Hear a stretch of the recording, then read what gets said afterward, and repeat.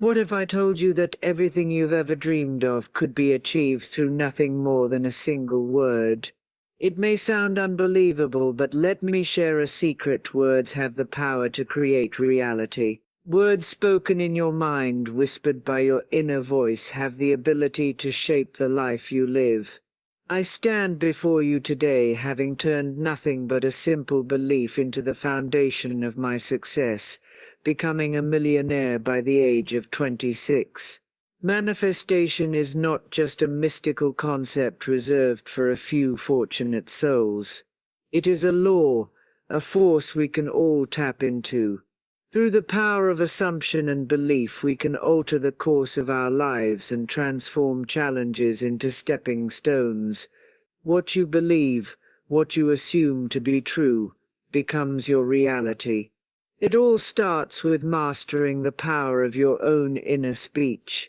In today's talk, we'll dive into how the law of assumption, the quiet words you tell yourself, and the abundance of the universe can guide you towards your dreams.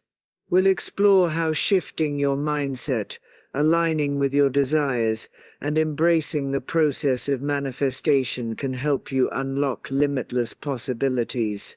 So ask yourself, what if you could create the life you've always wanted just by changing the way you think, speak, and believe? Let's explore that together. When we talk about the power of assumption, we are diving into one of the most transformative principles in the process of manifestation. The law of assumption is based on a simple yet profound idea: what you assume to be true about yourself, your life, and the world around you will eventually become your reality. It's not just about wishing for things to happen, but about truly assuming, believing with unwavering certainty that your desires are already on their way. Assumption isn't merely a mental exercise, it's a deeply ingrained belief system that shapes the way you perceive the world and react to the situations in your life. Think of it as the lens through which you view everything that happens. When you assume success, abundance, and happiness, the universe begins to align with that assumption.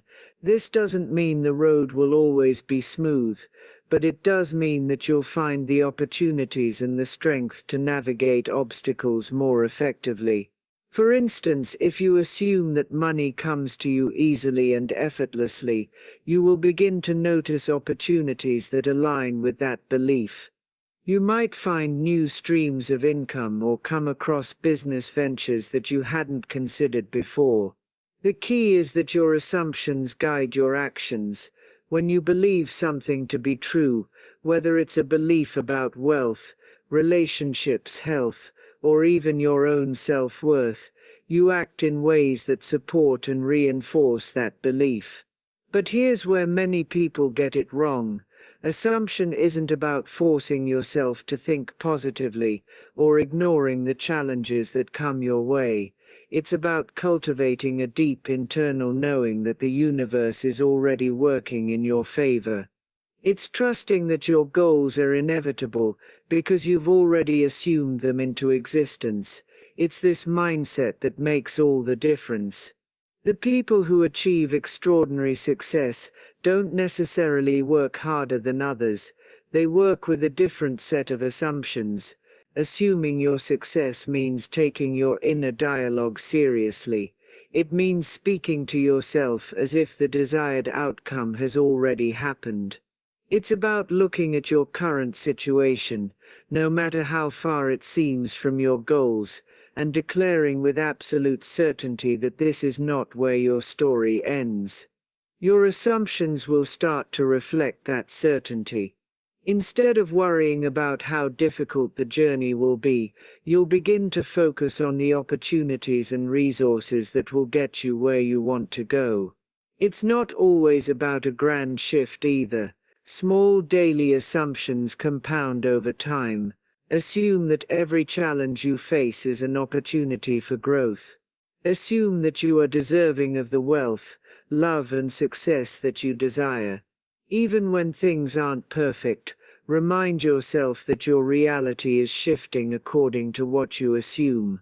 This is where true power lies, when your beliefs are aligned with your desires and you act with confidence in the direction of those beliefs. And the beauty of assumption is that it's always available to you. You can change your assumptions in an instant, which is why it's so powerful. If at any point you realize that your assumptions aren't serving you, if you notice that you've been assuming scarcity, lack or limitation, you can choose to shift your perspective.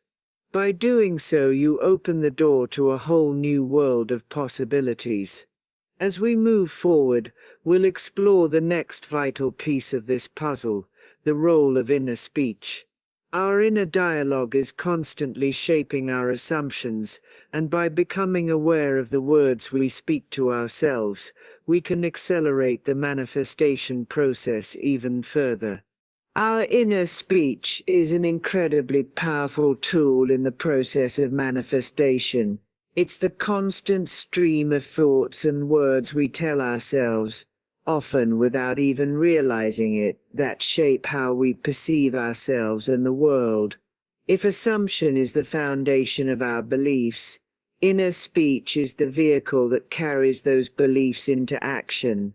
It's not just about what we say to others, but what we say to ourselves in the quiet moments of reflection.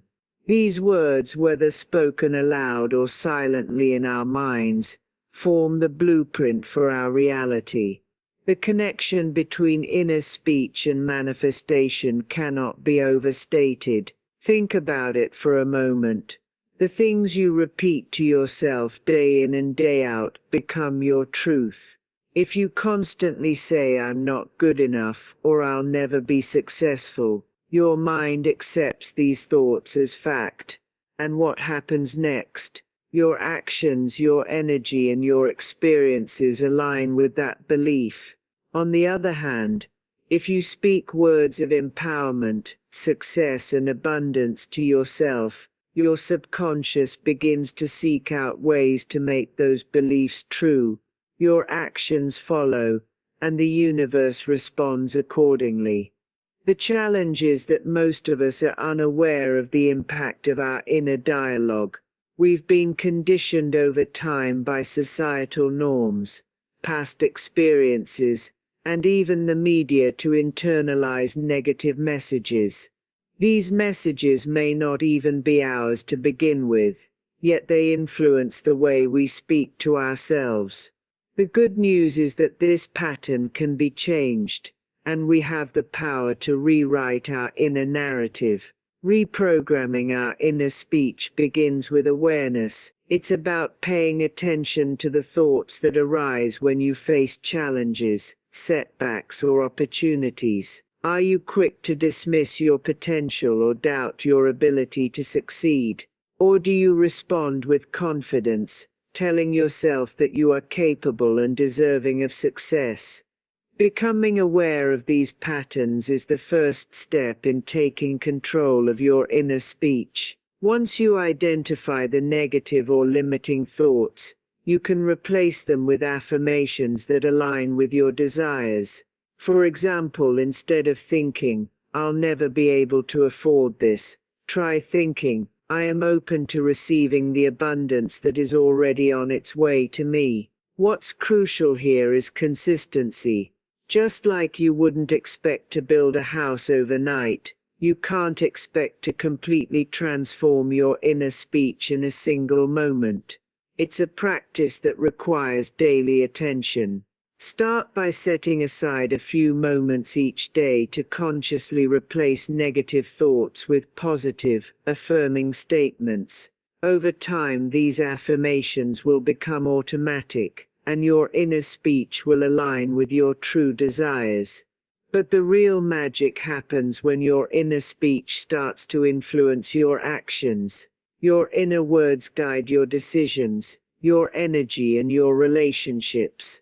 If you consistently tell yourself that you're a successful, abundant person, you'll start acting like one.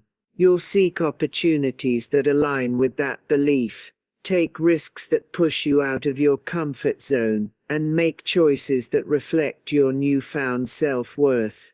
The world around you begins to mirror this shift, bringing the people, opportunities and circumstances that align with your new empowered inner narrative. This is where manifestation truly comes to life. It's not just about thinking positively or wishing for good things to come your way. It's about embodying the belief that you already have everything you need to succeed. Your inner speech is the confirmation that you are worthy, capable, and deserving of all that you desire. As you continue to practice speaking kindly to yourself and aligning your thoughts with your goals, you'll begin to see the world change around you in ways you never imagined. Now, with your assumptions shifting and your inner speech supporting your newfound beliefs, we move into the next vital element of manifestation, the practice of visualization. How do we begin to see ourselves as already successful, abundant, and powerful? How do we bring our inner words to life through our actions and experiences? Let's explore how this powerful tool can help you manifest your dreams. Manifestation is often misunderstood as mere wishful thinking or hoping for something to happen. But true manifestation goes far deeper than that. It is a deliberate, conscious process of aligning your inner world, your thoughts, feelings, and beliefs, with the reality you want to create. It is not about simply visualizing your goals and sitting back waiting for them to appear. It's about becoming an active participant in bringing your desires into existence. Manifestation is about more than just positive thinking. It's about taking aligned action and believing that what you desire is not only possible but inevitable. To manifest your dreams, you must first understand that everything begins with a thought. Every creation, every achievement, and every material possession starts as an idea or a desire in the mind. The next step is to transform that thought into a belief. This is where the law of assumption and inner speech come into play. When you assume your desire is already on its way to you, you move into a state of belief. This belief then becomes a driving force in your life, pushing you toward the actions and decisions that will bring your dreams into reality. But belief alone isn't enough. You must also align your emotions with your desires. The feeling of already having what you want is a crucial part of the manifestation process. This is where the true power of visualization comes in. Visualization is a practice of mentally seeing your goals as if they have already been achieved. When you vividly imagine yourself living the life you desire, whether that's experiencing financial abundance, achieving career success, or cultivating loving relationships, you begin to feel the emotions associated with that reality. And when you feel those emotions, you are sending a powerful signal to the universe that you are already in alignment with your desires. This emotional alignment is essential because the universe responds to energy, not just thoughts or words. Every thought you have carries a vibrational frequency. Positive, empowering thoughts and emotions vibrate at a higher frequency, while negative, fear-based thoughts vibrate at a lower frequency. When you consistently align your thoughts, words, and feelings with what you desire, you raise your vibrational frequency to match the energy of your goals. This is when manifestation starts to take place. You become a magnet for opportunities, people, and circumstances that match your energy. But there is a key element here that many overlook. Manifestation requires trust. It's not just about focusing on your desires and taking inspired action. It's also about surrendering to the process. Often we become so fixated on how our dreams will unfold that we create resistance by trying to control every detail. We want instant results and are quick to get frustrated when things don't happen on our timeline. However, manifestation requires trust in the universe's timing, and a belief that things are always working out for you, even when they don't appear to be. Trusting the process doesn't mean sitting back and waiting passively. It means taking inspired action, action that feels right to you and aligns with your desires, while also surrendering the outcome to the universe. The universe knows the best way to deliver what you want, and often it will come to you in ways that you could never have predicted. In addition to visualization, practical steps are equally important in manifestation. Taking action toward your goals, even when the path is not entirely clear, shows your commitment and belief in the process. Each small step, no matter how insignificant it may seem, is part of the journey to manifesting your dreams. Trust that every action you take is bringing you closer to your goal, and that each effort, no matter how small, is a powerful contribution to the bigger picture. So manifestation is a blend of belief, emotion, and action. You must believe in the inevitability of your desires, align your emotions with that belief, and take inspired action in the direction of your goals. It's a process that requires patience, trust, and consistency. As we continue, we'll look deeper into the concept of abundance and how shifting from a scarcity mindset to one of abundance can powerfully accelerate your manifestation journey. The next step in your manifestation process involves opening your mind and heart to the endless possibilities the universe has to offer. When it comes to manifestation, one of the most transformative shifts you can make is to move from a scarcity mindset to one of abundance.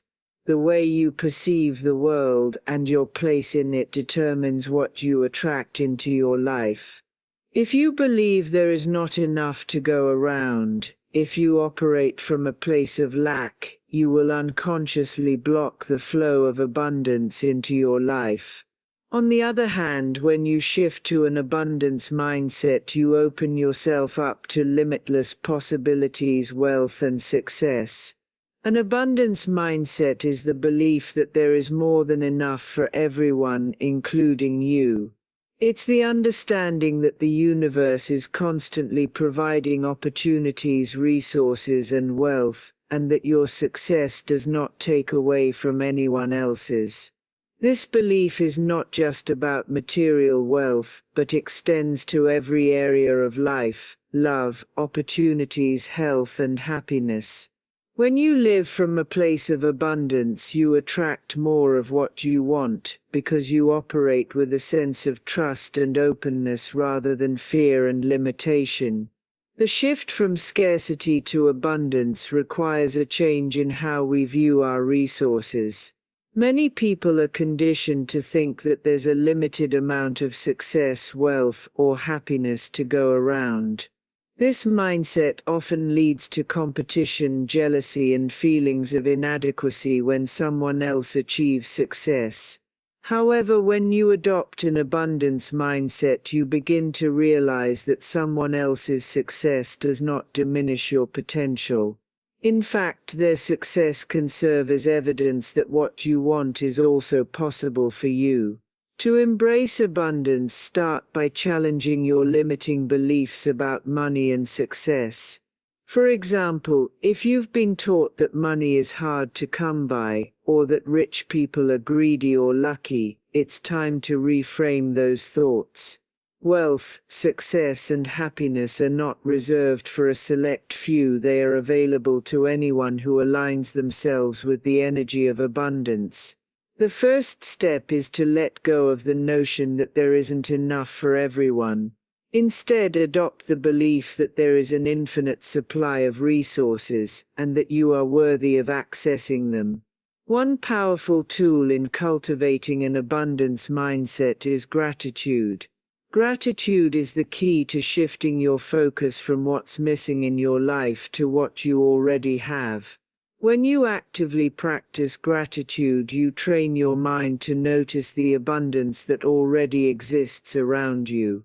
This practice strengthens your connection to the present moment and amplifies your vibrational frequency to match the energy of abundance. By being grateful for what you have, you begin to attract more of the same. Gratitude also helps to dissolve feelings of fear and doubt that can arise when we focus on scarcity. When you feel like there isn't enough, whether it's money, time, or opportunity, it's easy to get trapped in a cycle of anxiety and stress. But when you shift your focus to the abundance already present in your life, you create a sense of peace and fulfillment that allows more good things to flow toward you. Another important aspect of abundance is the understanding that giving and receiving are part of the same flow. Many people fear that if they give too much, they will run out of resources themselves. But the truth is that the more you give, the more you receive. This isn't just about money, it's about energy. When you give love, kindness, time, or resources to others, you are energetically aligning yourself with the flow of abundance. You become a channel through which blessings flow, and as a result you attract more of what you are giving. Living with an abundance mindset also means that you trust in the timing of the universe. It's easy to fall into the trap of impatience when things aren't happening as quickly as you'd like. But the universe operates on its own timeline, and often what you're manifesting is already on its way. Trusting that everything is unfolding as it should is a key element of abundance. When you release the need to control every aspect of the process, you create space for the universe to bring you what you need in the perfect way and at the perfect time. As you continue to practice and internalize the abundance mindset, you'll begin to notice shifts in your life. Opportunities will start to appear more frequently, and doors that once seemed closed will open. You'll feel more connected to the flow of life, and you'll begin to see your desires materialize in ways that feel effortless and natural. This is the power of abundance at work. The abundance mindset is not a one-time shift, it's a way of being. It's a daily commitment to living with the understanding that there is more than enough for everyone and that you are deserving of all the good things life has to offer. It's about changing the way you think, feel, and act in alignment with the limitless potential that exists within and around you. Next, we'll explore the inevitable challenges that arise during the manifestation process and how to overcome them. Even with an abundance mindset, doubts and obstacles will arise, but how you respond to them will determine whether or not you continue on your path to success. Let's dive into how to stay focused and resilient when facing setbacks. The path to manifestation is not always a smooth and straight one. In fact, challenges, doubts, and setbacks are inevitable.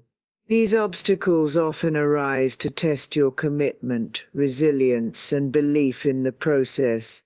However, how you respond to these challenges is what truly determines your success. While manifestation is about aligning your thoughts, beliefs, and actions with your desires, it's also about cultivating the inner strength to continue moving forward, even when things don't go according to plan. One of the biggest hurdles many people face in the manifestation journey is doubt. Self-doubt can creep in at any stage, especially when things don't happen as quickly as expected, or when obstacles appear that seem insurmountable. The first step in overcoming doubt is recognizing it for what it is, a natural part of the process. Doubt is not a sign that manifestation isn't working. Rather, it's a signal that your belief system needs to be reinforced. When doubt arises, take it as an opportunity to strengthen your faith in the process, your goals, and yourself. The key to overcoming doubt is to shift your focus. Instead of dwelling on what's not working, or what you don't have yet, Redirect your energy toward what you have already achieved, and the progress you've made. Look for evidence in your life of the ways manifestation has already worked, even if it's in small, seemingly insignificant ways. Reflect on moments when you've been able to manifest a thought or desire into reality, even if it was something small or simple. This practice of recalling past successes can help boost your confidence and reaffirm your belief that the manifestation process is real and working in your favor. Another way to overcome doubt is to engage in positive self-talk and affirmations. When you feel doubt creeping in, counter it with empowering affirmations that reinforce your faith in your ability to manifest. Statements like, "Everything is happening for my highest good," "I am worthy of success," or "I trust in the timing of the universe" can shift your mindset and restore your belief in the manifestation process. Remember, your inner speech is an integral part of your manifestation journey, and you can choose to replace negative thoughts with positive, affirming ones. In addition to doubt, challenges often come in the form of external circumstances that seem to block or delay your progress. These challenges can include financial setbacks, career roadblocks, relationship issues, or other life circumstances that make it seem like you're moving backward instead of forward. In these moments, it's important to remember that challenges are often a sign of growth and transformation. They are not obstacles to your success, but rather stepping stones that lead you to deeper levels of understanding and strength. When faced with challenges, it's crucial to remain flexible and adaptable. Manifestation is not about rigidly controlling every aspect of your life. It's about trusting the process and remaining open to the ways in which the universe may be guiding you. Sometimes challenges arise to redirect you toward a better path, one that aligns more closely with your true desires. Rather than seeing setbacks as failures, view them as opportunities for redirection. Trust that the universe has a plan for you, even if it doesn't look exactly how you imagined it would. Resilience is key in overcoming challenges. It's easy to get discouraged when things don't go as planned, but resilience is the ability to keep moving forward despite adversity. It's about maintaining your belief in the outcome, even when the journey is difficult. Resilient individuals don't let setbacks define them. They use them as fuel to continue pursuing their goals. If something doesn't work out, it's important to pause, reflect, and reassess your strategy. Are there any changes you need to make? Is there a lesson to be learned from this experience? Resilience is about staying committed to your goals, even when the path is unclear. Another important aspect of overcoming challenges in the manifestation process is embracing patience. Manifestation is not always instantaneous. It requires trust in the timing of the universe. Even when things aren't happening as quickly as you'd like, the universe operates on its own timeline, and sometimes the manifestation of your desires requires time to unfold in the most optimal way. Patience is a practice of surrender, trusting that what you desire is already on its way, even if you can't see it yet. When you're feeling frustrated or discouraged, remind yourself that everything is unfolding perfectly. Trust that every challenge is a necessary part of your growth, and that you are being prepared for the success that is coming your way. The more you can stay patient and maintain your faith, the easier it will be to navigate the challenges that arise. One final key to overcoming challenges is self-compassion. It's easy to be hard on yourself when things don't go as planned, but self-compassion is the practice of treating yourself with kindness and understanding. even in difficult times. Remember that you are human, and it's okay to face challenges, experience setbacks, or feel discouraged. Be gentle with yourself, and trust that you are exactly where you need to be in your journey. The more you can show yourself compassion, the more you will be able to bounce back from challenges with a positive mindset and renewed energy. Manifestation is not about avoiding challenges. It's about learning how to respond to them in a way that keeps you aligned with your desires. By strengthening your belief, embracing flexibility, cultivating resilience, practicing patience and showing self-compassion, you can overcome any challenge that comes your way.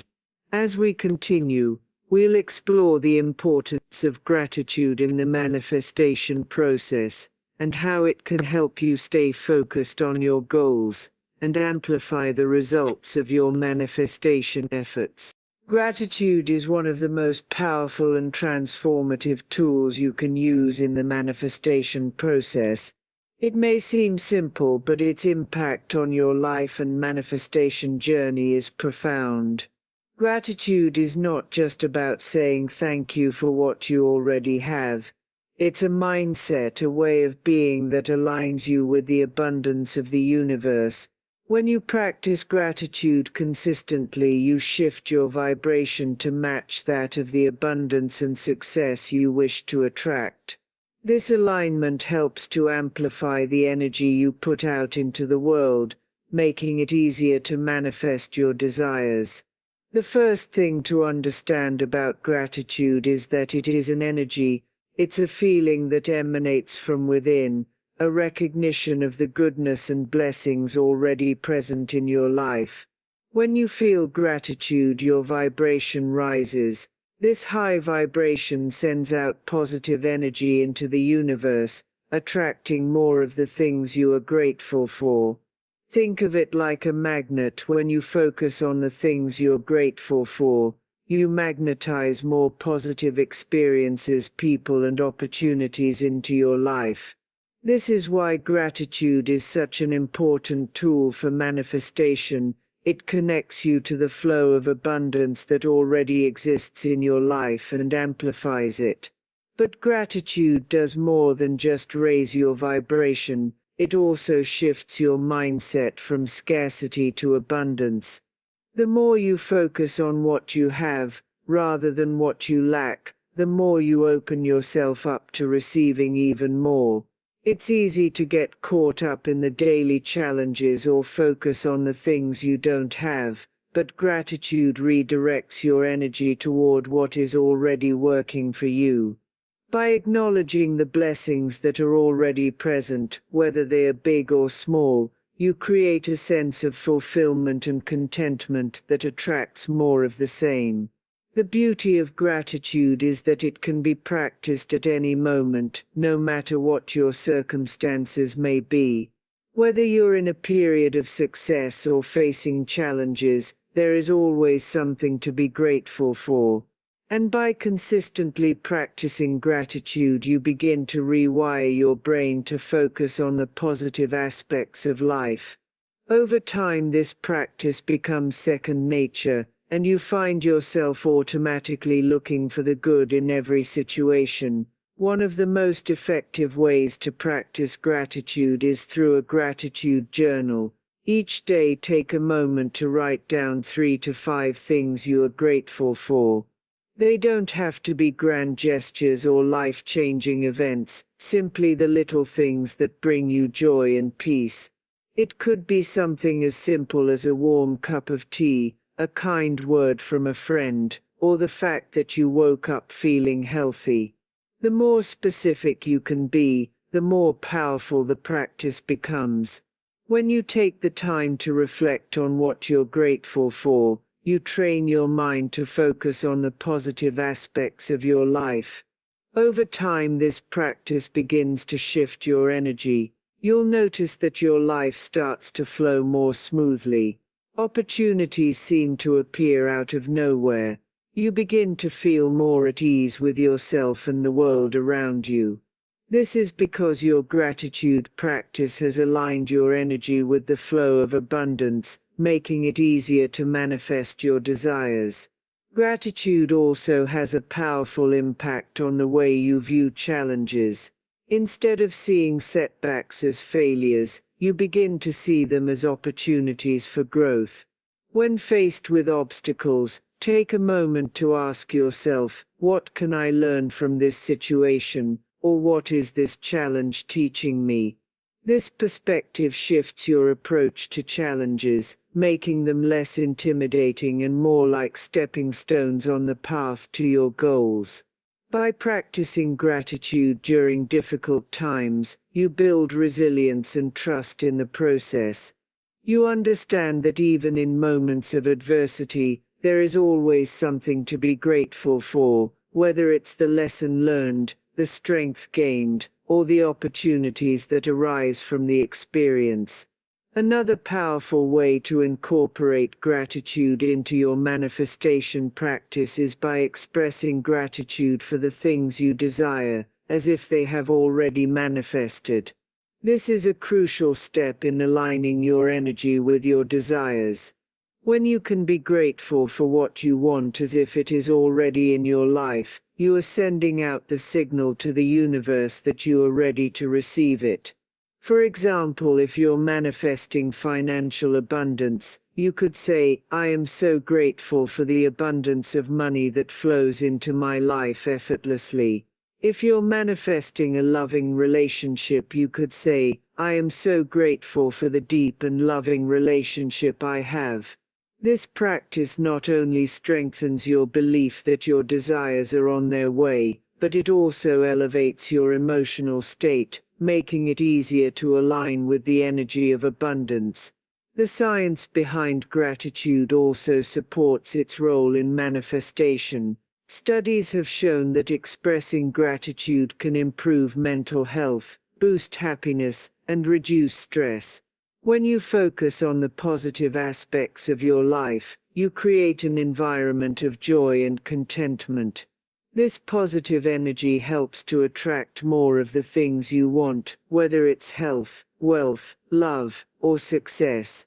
Gratitude has the power to rewire your brain to focus on what's working rather than what's not, shifting your perspective and making it easier to manifest your desires. Ultimately, gratitude is a practice that deepens your connection to the present moment. It allows you to be fully aware of the beauty and blessings that surround you right now. This present moment awareness is essential in the manifestation process because it helps you let go of the need to control the future. When you are truly grateful for the present moment, you trust that everything is unfolding perfectly, and you surrender to the flow of life. This surrender is a powerful act of faith in the universe's ability to bring you what you desire. As we continue this journey of manifestation, we will now look at real-life examples and success stories that show how the power of gratitude, when combined with the law of assumption and inner speech, can create life-changing results. Seeing how others have manifested their dreams will inspire you to continue on your path, knowing that if they can do it, so can you. Real-life examples and success stories play a pivotal role in the manifestation process. They serve as powerful reminders that the principles of manifestation are not just theoretical or abstract concepts. They are practical, actionable laws that can transform lives. When we hear about people who have successfully manifested their dreams, it not only inspires us, but it also reinforces the belief that we too can achieve the same level of success. These stories help us connect the dots between the law of assumption, inner speech, gratitude, and the tangible outcomes that are possible when we align our energy with our desires. Take, for example, the story of a successful entrepreneur who went from living paycheck to paycheck to becoming a multi-millionaire in a matter of years. This individual had nothing but a strong belief in their own potential and the certainty that they would succeed. They embraced the law of assumption by fully believing that their business venture was destined to succeed, despite the many challenges they faced. They didn't let the doubts and obstacles around them deter them. Instead, they used their inner speech to stay motivated and focused. They repeated affirmations daily, telling themselves that success was inevitable. As they took inspired action, their reality began to shift. They felt deeply grateful for each small victory, from gaining their first client to launching their first product. This gratitude amplified their energy, attracting even more opportunities and success. Through consistent belief, visualization, and action, their business grew exponentially, and they became a shining example of how manifestation works in the real world. Another powerful example comes from someone who manifested their dream job. This person had always dreamed of working for a specific company, but they initially felt that it was out of their reach. They started using the law of assumption, telling themselves that they were already a part of that company. Every day they visualized themselves in their ideal office, interacting with colleagues and contributing to the company's mission. They repeated affirmations that reinforced their belief in their ability to land the job, such as, "I am deserving of this position and I am qualified for this role." Instead of feeling discouraged when they didn't immediately hear back from the company, they practiced patience and trust. They continued to take inspired action, networking and refining their skills to become even more aligned with the job they desired. Eventually, the company reached out, offering them an interview.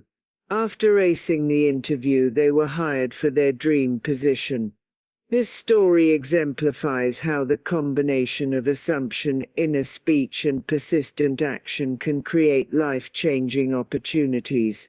Perhaps one of the most striking examples comes from someone who manifested financial abundance. This individual had always struggled with money and was stuck in a cycle of debt. However, after learning about the law of assumption and shifting their mindset, they decided to change their relationship with money. They assumed that they were worthy of wealth, and they began to affirm, "I am abundant. Money flows to me easily and effortlessly." They visualized themselves living a life of financial freedom, paying off debts, living in a beautiful home, and traveling the world. They also practiced gratitude for the money they already had, no matter how small. Each time they received a paycheck, a gift, or even a small refund, they expressed deep gratitude for the abundance that had shown up. Over time, their financial situation began to shift. They found new ways to generate income, investments that grew, and opportunities for business ventures they had never considered before. Eventually, they achieved the financial freedom they had always dreamed of, proving that manifestation works in every area of life, including wealth. These success stories all share a common thread.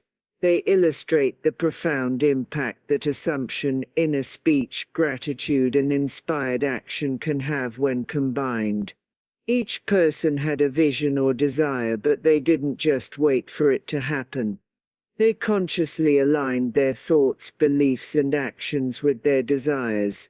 They believed in their dreams with unwavering certainty, and as a result, their reality began to reflect that belief.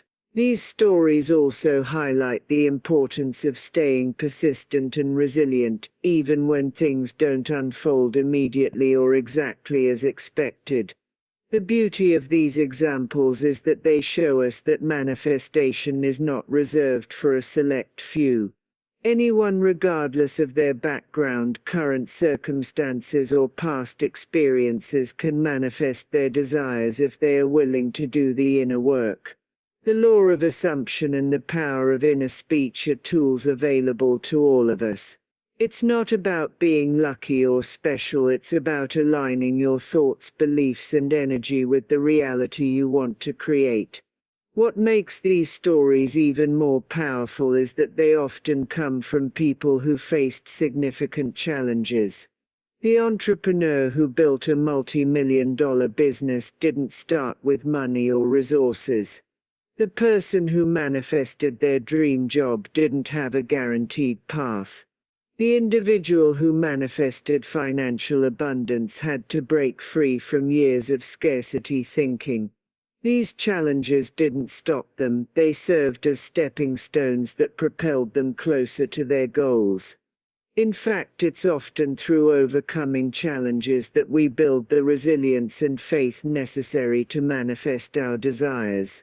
Each obstacle is an opportunity for growth, learning, and strengthening your belief in the manifestation process. As you begin to recognize that challenges are not roadblocks but rather stepping stones on your journey, you develop a deeper trust in the process and in yourself. The more you practice the principles of manifestation, the more you'll see the results unfold in your own life. These success stories are not just inspiring, they are proof that manifestation works. They demonstrate that when you combine belief, inner speech, gratitude, and inspired action, you can create the life of your dreams. The key is consistency, trust, and alignment with your desires. The universe is always ready to respond to your thoughts and intentions. All you need to do is align with the flow of abundance and watch as your dreams become your reality. As we move forward, we will now dive into the final piece of the puzzle, how the mindset of success plays a crucial role in transforming your life. Success begins with the belief that it is possible for you, and that belief will be the driving force behind your manifestation journey. Let's explore how to cultivate this mindset and unlock the doors to unlimited potential. The connection between mindset and millionaire status is one of the most profound elements in the manifestation process. The way you think, perceive the world, and believe in your own potential directly influences your ability to create and manifest the life you desire. In fact, a strong mindset is often what separates those who achieve extraordinary success from those who struggle. The way you think shapes your actions, and your actions in turn shape your outcomes. If you want to achieve a life of wealth, success, and freedom, you need to develop a mindset that is aligned with those goals. When I look back on my own journey from having nothing to becoming a millionaire by the age of 26, the most significant factor was my mindset. It wasn't my circumstances, my background, or the amount of money I had in the bank that made the difference.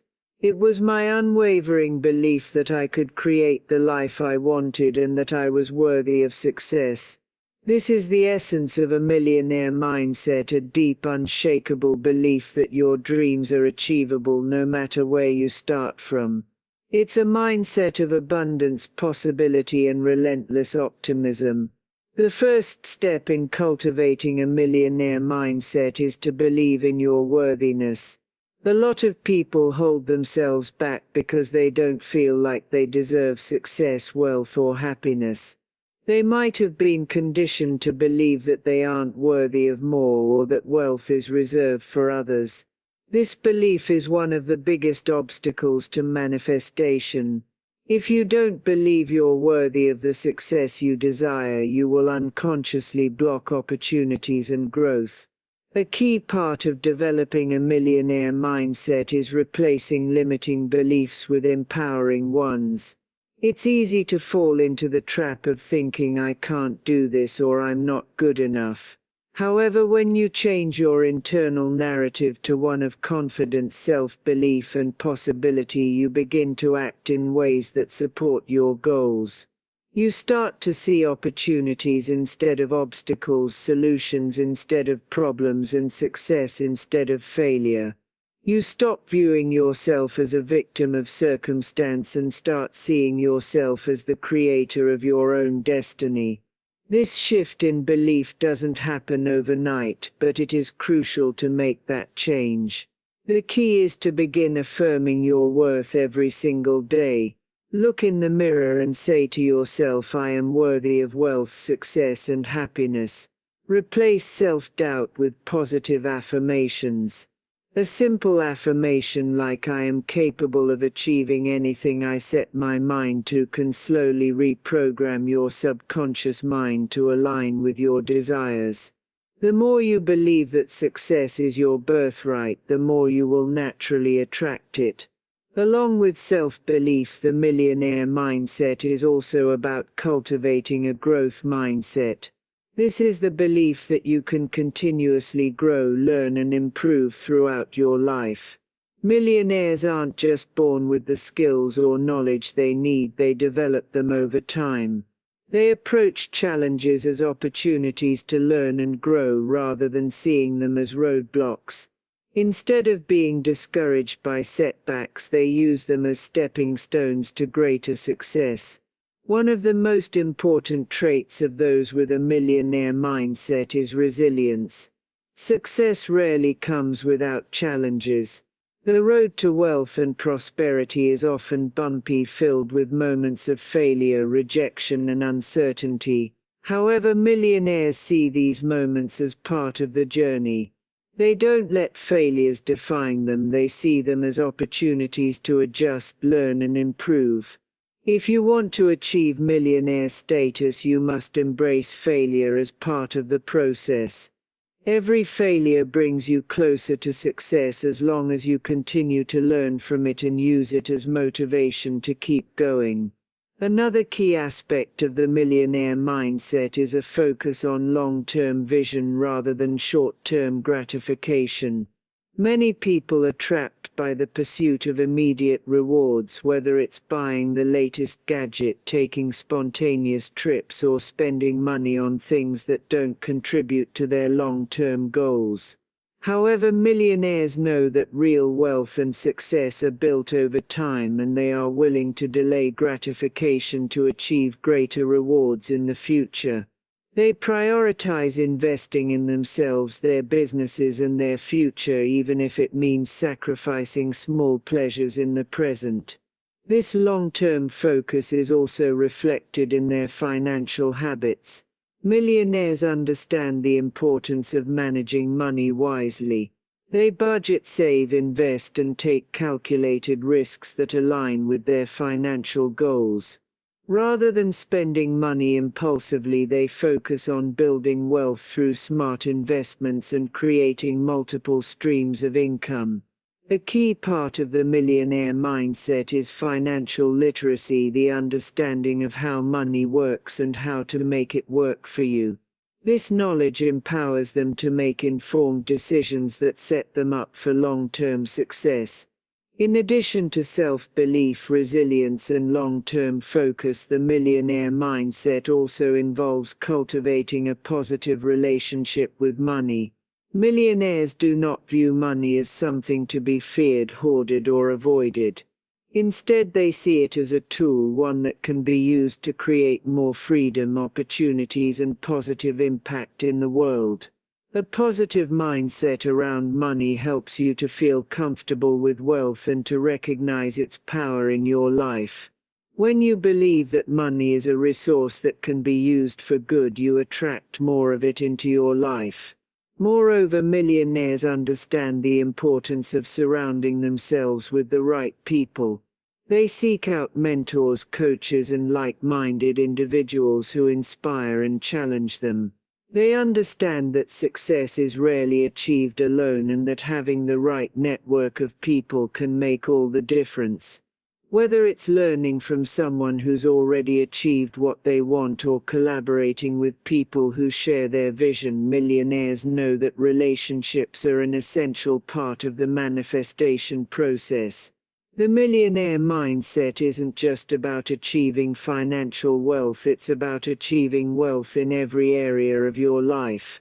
It's about living with intention, purpose, and a sense of abundance in your thoughts, actions, and decisions. When you embrace this mindset, you align yourself with the very energy that attracts success, wealth, and opportunities. You stop seeing the world as a place of competition and scarcity and instead see it as a place where there is unlimited potential for everyone, including you. As we continue, we will explore the practical steps to take in order to manifest your dreams. These are actionable steps that will help you translate your mindset and beliefs into concrete results. By combining the right mindset with inspired action, you will see the results of your manifestation process unfold before your eyes. Manifesting your dreams isn't just about thinking positive thoughts and waiting for the universe to deliver. It requires a proactive, practical approach that aligns your mindset with concrete actions. The principles of manifestation are powerful, but they must be supported by real-world steps to bring your desires into tangible reality. Taking inspired action is an essential part of the manifestation process, as it allows you to channel your energy in a way that brings your dreams into the physical world. The first step to manifesting your dreams is to get clear on what you truly desire. Many people skip this step, assuming that their desires are obvious, but clarity is crucial. You need to know exactly what you want, why you want it, and how it will enhance your life. The more specific you are about your desires, the easier it will be to focus your energy and take action in the right direction.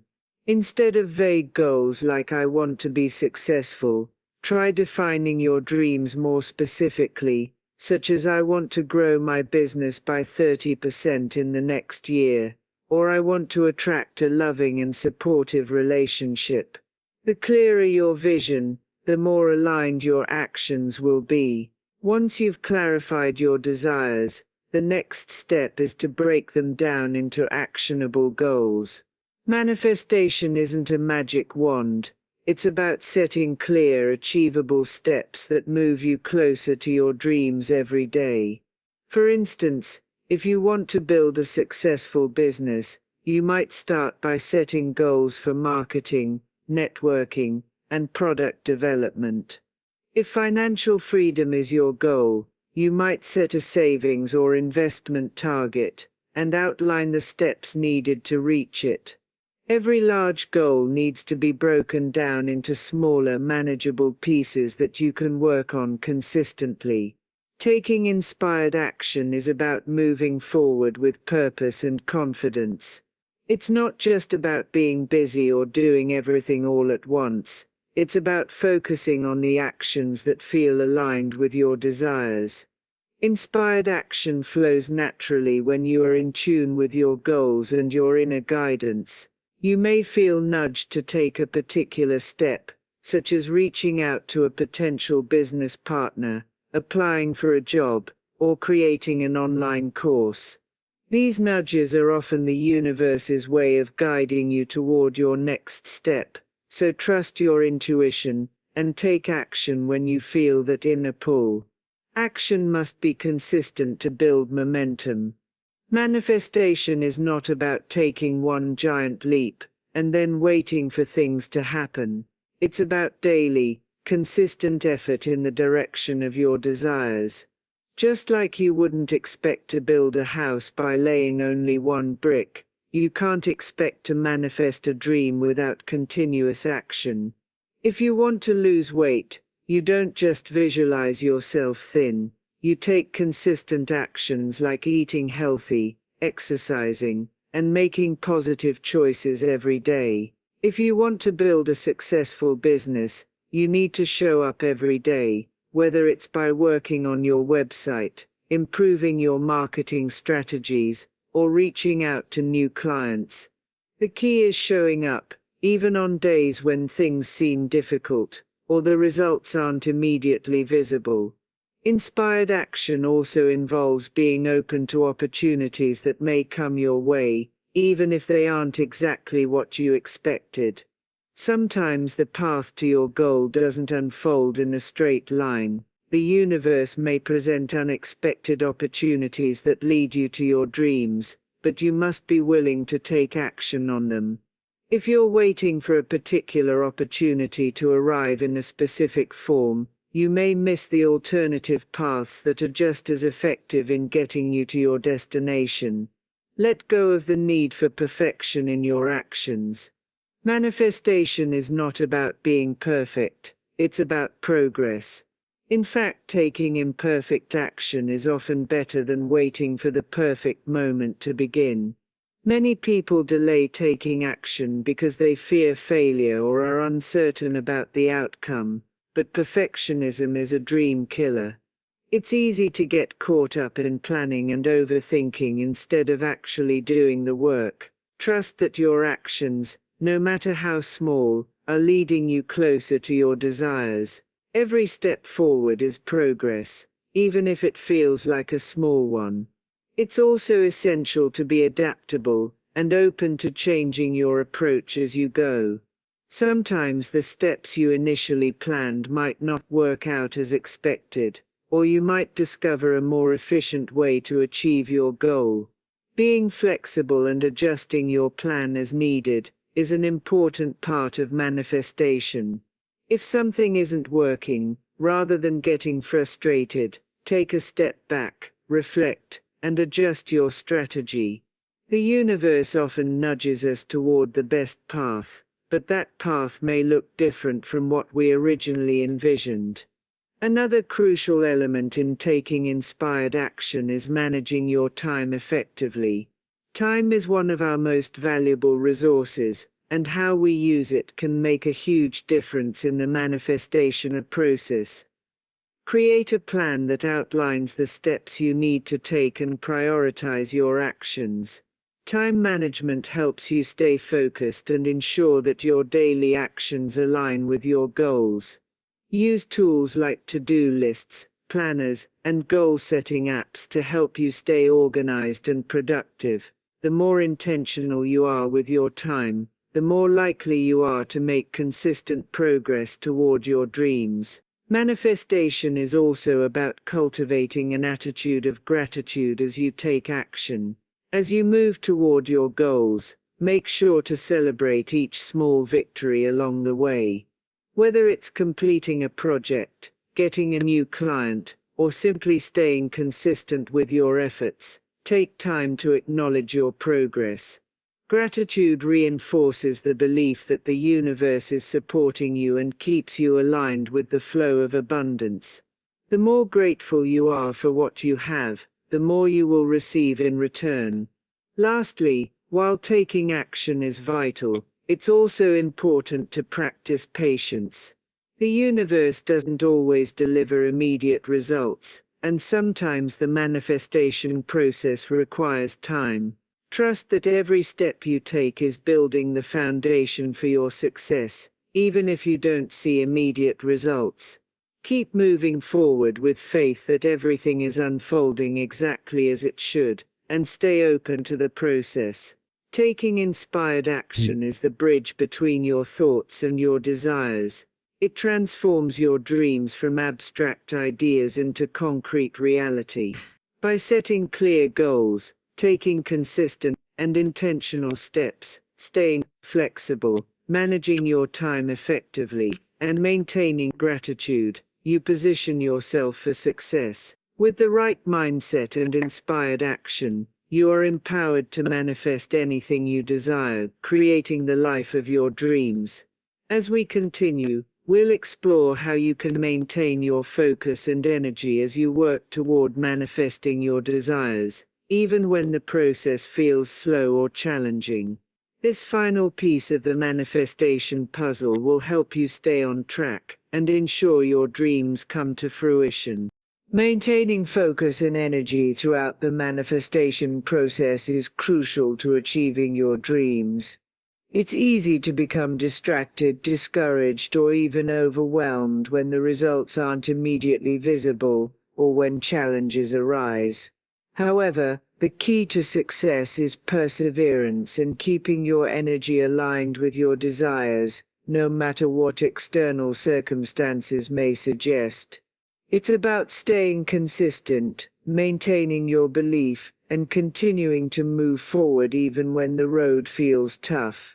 One of the most powerful ways to maintain focus and energy is to stay connected to your why. Why do you want to manifest this desire? What will it bring into your life? This deeper connection to your purpose provides motivation on days when it feels like progress is slow. For example, if your goal is to build a business, remind yourself why you started. It might be to create financial freedom for your family, to have the flexibility to live life on your terms, or to make a difference in the world.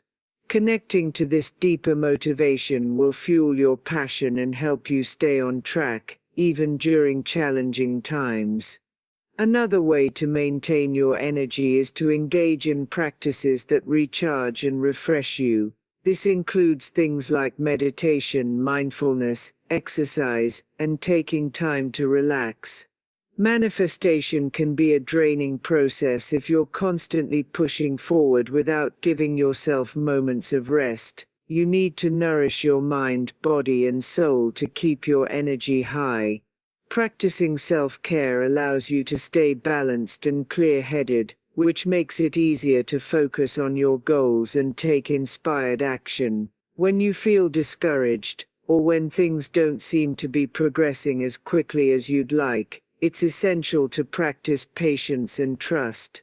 Understand that the manifestation process doesn't always follow a linear path.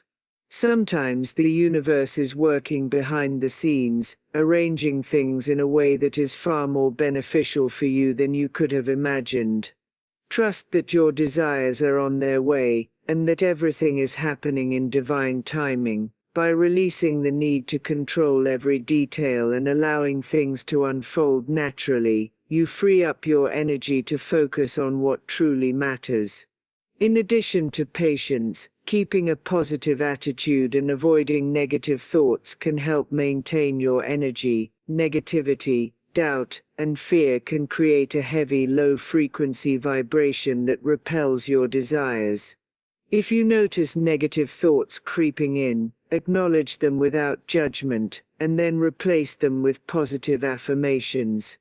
This helps you stay in a high vibrational state, which is essential for manifesting what you desire. Remember, the universe responds to the energy you put out, so maintaining a positive and optimistic outlook will help you attract more of what you want. Visualizing your success is another great way to maintain focus and energy. Take time each day to imagine yourself already living the life you want. See yourself enjoying the fruits of your manifestation. The clearer and more vivid the picture in your mind, the more your energy will align with the reality you wish to create. Visualization helps you tap into the feelings associated with your goals, which accelerates the manifestation process. The more you can embody the emotions of already having what you want, the stronger your manifestation energy becomes. Also, surround yourself with positive influences, people who inspire and support you. The energy of those around you can either uplift you or drain you. Choose to spend time with individuals who encourage you to grow, believe in your potential, and share in your excitement about your dreams. A supportive environment boosts your focus and energy, making the manifestation process smoother and more enjoyable. If possible, find a mentor or coach who can guide you, offer advice, and help you stay on track. Finally, it's crucial to stay aligned with your goals by taking small, consistent actions every day. Even if the steps feel small or insignificant, they are building momentum. Every action you take is one step closer to your desires. Remember, it's the compound effect of consistent effort over time that leads to big results. Keep moving forward, no matter how small the step might be, and trust that each effort brings you closer to your ultimate manifestation. In conclusion, manifestation is not about hoping or wishing for your desires to magically appear. It is about aligning your thoughts, beliefs, and actions with the reality you wish to create. The process of manifestation requires more than just positive thinking. It demands that you cultivate the right mindset, take consistent and inspired action, practice gratitude, and stay focused on your goals, even in the face of challenges. Your mindset shapes your reality, and by shifting to a mindset of abundance, self-belief, and persistence, you open the doors to limitless possibilities. Remember, manifestation is not an overnight process. It takes time, dedication, and faith in the journey. Challenges will arise, doubts will creep in, but by maintaining your focus, staying connected to your why, and practicing patience, you will create the life you've always desired. Every thought, word, and action you take is a step toward making your dreams a reality. As you move forward in your manifestation journey, trust that everything you desire is already on its way to you. Continue to believe in yourself, take inspired action, and align with the energy of abundance. The universe is always working in your favor, and with the right mindset and consistent effort, you can turn your dreams into reality. The only thing standing between you and your desires is the belief that it is possible, and the action you take to make it happen. You have the power within you to manifest your dreams and create the life you deserve. Trust the process, stay committed, and watch as the world around you transforms in alignment with your intentions. As we wrap up, I want you to remember this one powerful truth: you have everything you need within you to create the life you desire.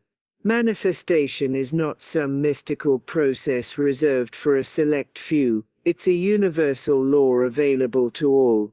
The energy you send out, the beliefs you hold, and the actions you take, these are the building blocks of your reality. Trust in your own power, believe in your worth, and take bold, inspired steps toward the life you've always dreamed of. The universe is always in motion, aligning everything around you to bring your desires to life. But it all begins with you: the way you think, the way you speak, and the way you show up every day. No matter where you start, no matter what obstacles you face, know that your dreams are within reach. Keep your focus, stay patient, and keep believing. Your manifestation journey is yours to create, and with every step you take, you move closer to the life you deserve. So go out there and manifest greatness. The world is waiting for you to step into your power.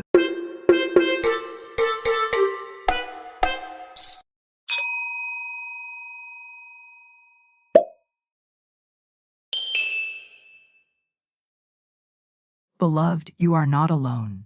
Even now, though your eyes may not see and your ears may not hear, the unseen forces of heaven move on your behalf. Angels are not far-off dreams, nor are they ornaments of scripture meant only for the past. They are messengers of light, protectors of your path, encamped round about you, because you are precious in the sight of the Lord. The Bible declares, "He shall give his angels charge over thee, to keep thee in all thy ways." That is not poetry, it is law. And when you speak it, when you affirm it, when you declare it with conviction, you summon the shield of heaven into your very atmosphere. Fear tells you that danger is near, but faith tells you that angels are nearer still. Harm may roam the earth, but it cannot touch the one who is covered in divine protection. Your words are your wand, and when you say with authority, "Angels surround me, no harm can reach me," you send forth a decree into the unseen. Spirit hears it, law obeys it. The atmosphere shifts, and suddenly you are walking in safety that the world cannot explain. You do not beg for protection, you claim it. You do not tremble before shadows, you stand in light. Even as you listen now, imagine yourself encircled in radiant brilliance. Light above you, behind you, before you, beneath you. A fortress of angels, an army of God, a shield no force of harm can penetrate. Speak it until you feel it, declare it until you know it. Angels surround me, no harm can reach me. And so it is. There is a law that governs this universe, beloved, and that law is unbreakable. Just as gravity holds the planets in orbit, and the tide obeys the pull of the moon, so too does divine law govern the unseen. And one of its greatest truths is this: protection is not something you must chase. It is something already given. The Bible says, "The angel of the Lord encamps around those who fear him and delivers them." That word encamps means they pitch their tents, they settle in, they stay. You do not walk through this life unguarded. You walk through it with heaven's army stationed by your side. But divine law responds to faith, not fear. Faith is the key that unlocks the circle of angels. When you live in fear, you imagine harm, you speak of harm, you rehearse danger. You create a picture in your mind, and what is pictured is drawn near. But when you live in faith, you paint a different picture. You see yourself encircled by light, and so light surrounds you. You speak of angels, and angels answer. You affirm protection, and protection manifests. It is not magic, it is law. So many souls wander through life hoping for safety, but speaking only of danger. They say, "I hope nothing bad happens," and with their own lips they open the door for fear. Beloved, hope is not enough. The spoken word is what calls forth the unseen. You must declare with authority, "Angels surround me, no harm can reach me." This is not a wish, it is not a fragile thought. It is a decree that sets divine law in motion. Picture this: fear is like a magnet that pulls harm near, but faith is a magnet that pulls angels closer. The moment you shift from trembling thoughts to triumphant declarations, you change the frequency of your atmosphere. Just as darkness flees from light, so too does danger flee from faith-filled decree. No harm can stand in the presence of angelic light. No shadow can remain when the sun rises, and no evil can reach you when you clothe yourself in the words of spirit. Perhaps you have felt the brush of fear on your skin, the whisper of danger in your ear, or the weight of worry pressing on your chest. But today, that ends. Today you take up your wand, which is your word, and you wield it with certainty. Say it now, even under your breath: "Angels surround me, no harm can reach me." Feel how it shifts the very air around you. Each syllable is a fortress, each declaration a shield. And the more you speak it, the stronger your shield becomes. Protection is not passive, it is active. It is the constant alignment of your words with truth. Do not wait for harm to test your faith. Surround yourself now in the decree of angels. Speak it before you leave your home, as you step into the street, as you walk through a crowd, as you rest your head at night. Let no day pass without claiming the presence of heaven's guardians. And remember this: you do not command angels out of pride or presumption. You align with them out of obedience to divine law. They are not summoned by fear. They are established by faith. Your decree is not asking God to do something new. It is reminding your spirit of what has always been true. You are protected. You are surrounded. You are safe. Beloved, walk in this assurance: you are never outnumbered, never abandoned, never exposed.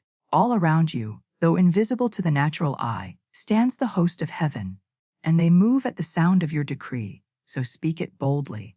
Write it upon your heart, whisper it in the night. Proclaim it in the morning. Let the law hear you, let the angels hear you, let your own soul hear you. Angels surround me, no harm can reach me. And so it is. Beloved, never forget this: your word is your wand. It is not a feather, light and powerless. It is a scepter, mighty and commanding. The spoken word shapes the unseen. The universe listens to the vibration of your decree, and spirit moves accordingly. When you say, "Angels surround me, no harm can reach me," you are not reciting poetry. You are writing law upon the air. The Bible affirms this truth: life and death are in the power of the tongue. What you speak, you call. What you declare, you prepare. Your tongue is the rudder of your destiny, steering you either toward protection or peril, blessing or burden, safety or fear. Most people do not understand this. They speak lightly of danger, they rehearse worry, they call harm by joking about it. And without knowing, they open doors that heaven never intended them to walk through. But you, beloved, are not like most. You are awakening to the truth that words are creative power. Every syllable vibrates through the unseen. Every declaration sends ripples through the atmosphere. When you say, "No harm can reach me," You are not whispering hope. You are setting boundaries in the spirit. You are building walls of light so strong that no shadow can penetrate. Think of it like planting seeds. If you plant seeds of fear with your words, you will harvest trouble. But if you plant seeds of faith with your decree, you will harvest protection, peace, and deliverance. Just as a farmer knows that what he sows will grow, so must you know that what you speak will manifest. This is why Florence Scovel always declared, "Your word is your wand. The words you speak create your destiny." Let me give you this picture. Imagine a child in the night, frightened by the dark. The moment you strike a match and light a candle, the darkness flees. Did the darkness fight? Did the darkness argue? No, it simply vanished. So it is with your spoken word. Harm is like the dark. It cannot argue with light. And your words, spoken with faith, are the flame that sends it fleeing. This is why I tell you, speak often, speak boldly, speak with conviction. Do not wait for the world to hand you safety. Declare safety into the world. Do not hope someone else will pray for you. Open your mouth and decree your own protection. Remember, it is not repetition alone that holds power. It is repetition with belief. A parrot may mimic words but reap no results because it has no faith. But the soul who speaks with conviction shakes the heavens. Angels respond to faith-filled decrees, not empty echoes. Beloved, it matters not where you are. At home, at work, on the road, in the midst of a storm, your word carries the same power everywhere, because divine law knows no boundary. One declaration of faith can silence 1,000 voices of fear. One decree of protection can cancel out 100 threats. This is why you must train your tongue, discipline your words, and clothe every sentence in faith. Do this now. Say it softly, but say it with meaning. Angels surround me, no harm can reach me. Feel the atmosphere bend to your word. Say it again. Angels surround me, no harm can reach me. Let it become a rhythm, a shield, a melody of protection in your soul. The more you speak it, the more it roots into your subconscious, until it rises as your automatic response in moments of fear. Remember, words are not wasted. They either build or they break. They either shield or they shatter. Choose today to build walls of light with your decree. Walk through life with the rod and staff of your own tongue, guiding you into safety. Declare it morning and night until your spirit knows no other truth. And as surely as the sun rises, you will see it manifest. Beloved, the spoken word is your covenant, your contract, your call to heaven. So wield it with authority. Speak not fear, but faith. Speak not danger, but deliverance. Speak not harm, but harmony. And each time you do, know that angels lean in to listen, and law rushes to obey. Beloved, words alone are mighty, but when words are joined with vision and feeling, their power becomes irresistible. Spirit does not respond only to the sounds upon your lips, but to the vibration within your soul. When you declare, "Angels surround me, no harm can reach me," the decree is set forth, but when you see it, when you feel it, when you walk as though it is already true, then heaven and earth align to manifest it. Close your eyes for a moment and picture this. You stand in the center of a radiant circle of light. That light glows so brightly it blinds the eyes of fear. You are wrapped in brilliance, a fortress of shining presence. You look to your left, angels stand guard. You look to your right, angels hold watch. Before you, behind you, above you, beneath you, angels in every direction. They do not slumber, they do not weaken, they do not falter. They stand in perfect order, encamping around your very being. Now, let your heart feel it. Feel the warmth of that light upon your skin, the strength of their wings sheltering you, the peace of knowing you are guarded on every side. Do you feel the calm that comes when fear has no more place? This is not imagination in vain. This is the soul aligning with divine reality. The law says, "As you believe in your heart, so it shall be unto you." Belief is not cold logic, it is felt truth. It is the fire in your chest, the certainty that hums through your veins, the inner knowing that says, "I am safe, I am covered, I am untouchable by harm."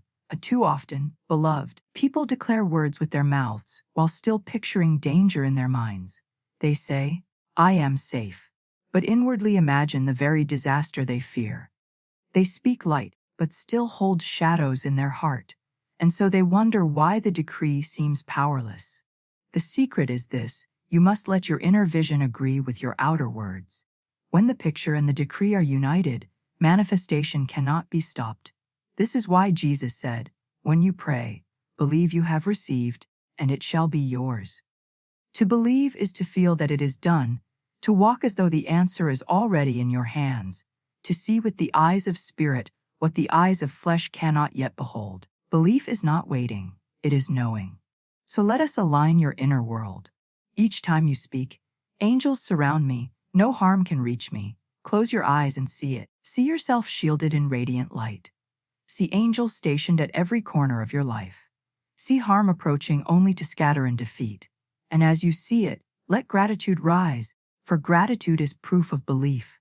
You do not thank for what you doubt, you thank for what you know is yours. Feel it as though it were done. Walk through your day as though the host of heaven marches with you. When you step outside, carry the awareness of angels in your very gait. When you lie down to sleep, rest upon your bed as though wings are spread over you. When you face a challenge, stand tall as though an army at your back lends you strength. This is faith with feeling. This is decree with vision. This is manifestation in action. Beloved, train your soul in this practice. Do not merely repeat words, live them. Do not merely hope for angels, see them. Do not merely wish for safety, feel it. Speak it, see it, feel it, believe it, and soon you will know it in experience. For the outer always mirrors the inner, and when the inner is clothed in angelic light, no outer darkness can break through. So let us seal this truth in your heart every time you say, "Angels surround me, no harm can reach me." You are not only speaking words, you are painting visions and igniting feelings that magnetize protection into your life. And when word, vision, and feeling unite, all of heaven rushes to fulfill the decree. And so it is. Beloved, fear is the great deceiver. It paints shadows upon the walls of your mind, whispering that harm is near, when in truth harm has no power over the soul aligned with divine law. Fear has always been a false prophet. It predicts disasters that never come. It rehearses tragedies that never arrive. It holds you hostage with illusions of what might be. But listen carefully, fear is not reality. It is imagination misused. The enemy of your soul knows this well. If he cannot harm you outright, he will try to make you believe you are in danger. For what you believe, you call forth. Fear is simply faith inverted.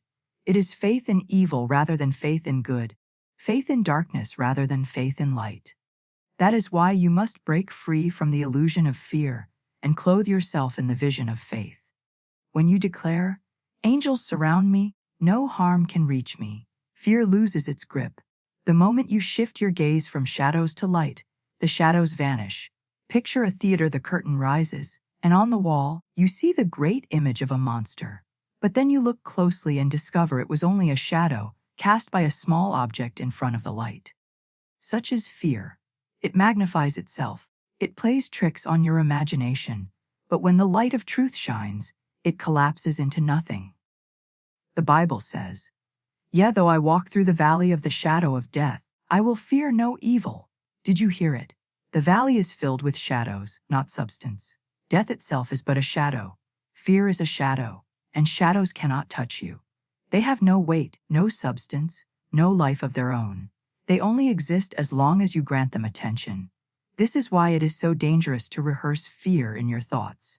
Many live each day seeing accidents, imagining losses, rehearsing worst-case scenarios. They call it preparation, but in truth it is participation with fear. What you picture within, you risk calling without. What you obsess over in thought, you magnetize in reality. Beloved, stop rehearsing danger and begin rehearsing deliverance. Stop picturing harm and begin picturing angels. Every time fear whispers, answer with faith. Say aloud, "Angels surround me, no harm can reach me." Let it be your shield, your sword, your response. Fear may knock at the door, but you do not have to invite it in. Instead, open the door and let the light of decree drive it out. Fear cannot dwell where faith is spoken. Darkness cannot linger where light is declared. Let me tell you something vital. You do not conquer fear by fighting it. You conquer fear by replacing it. Just as you do not wrestle with shadows. You simply turn on the light. so too you do not wrestle endlessly with fear. You shine the light of truth. You fill your mind with affirmations of protection, your heart with visions of safety, your mouth with decrees of faith. And as the light grows, fear shrivels and flees. Do not give your power to the illusion. Harm is not hunting you. Angels are guarding you. Evil is not chasing you. Good is surrounding you. The shadows you fear cannot touch the light in which you walk. Each time your heart quivers, remind yourself, this is not real. This is fear's illusion. Angels surround me, no harm can reach me. And as you say it, the spell of fear is broken. Beloved, today is your liberation from the prison of fear. You are not at the mercy of shadows. You are a child of light, encircled by heavenly hosts, guarded by the armies of God. Fear may knock, but faith answers. Fear may shout, but faith speaks louder. Fear may threaten, but faith declares, angels surround me, no harm can reach me. And so fear dissolves, and you walk free. Beloved, truth must not remain only in the mind or in fleeting inspiration. To manifest its full power, it must become practice. Divine protection is not a single moment. It is a way of life. Just as you clothe your body each day before stepping outside, so too must you clothe your spirit in the garments of decree. And the robe that shields you best is this one. Angels surround me. No harm can reach me.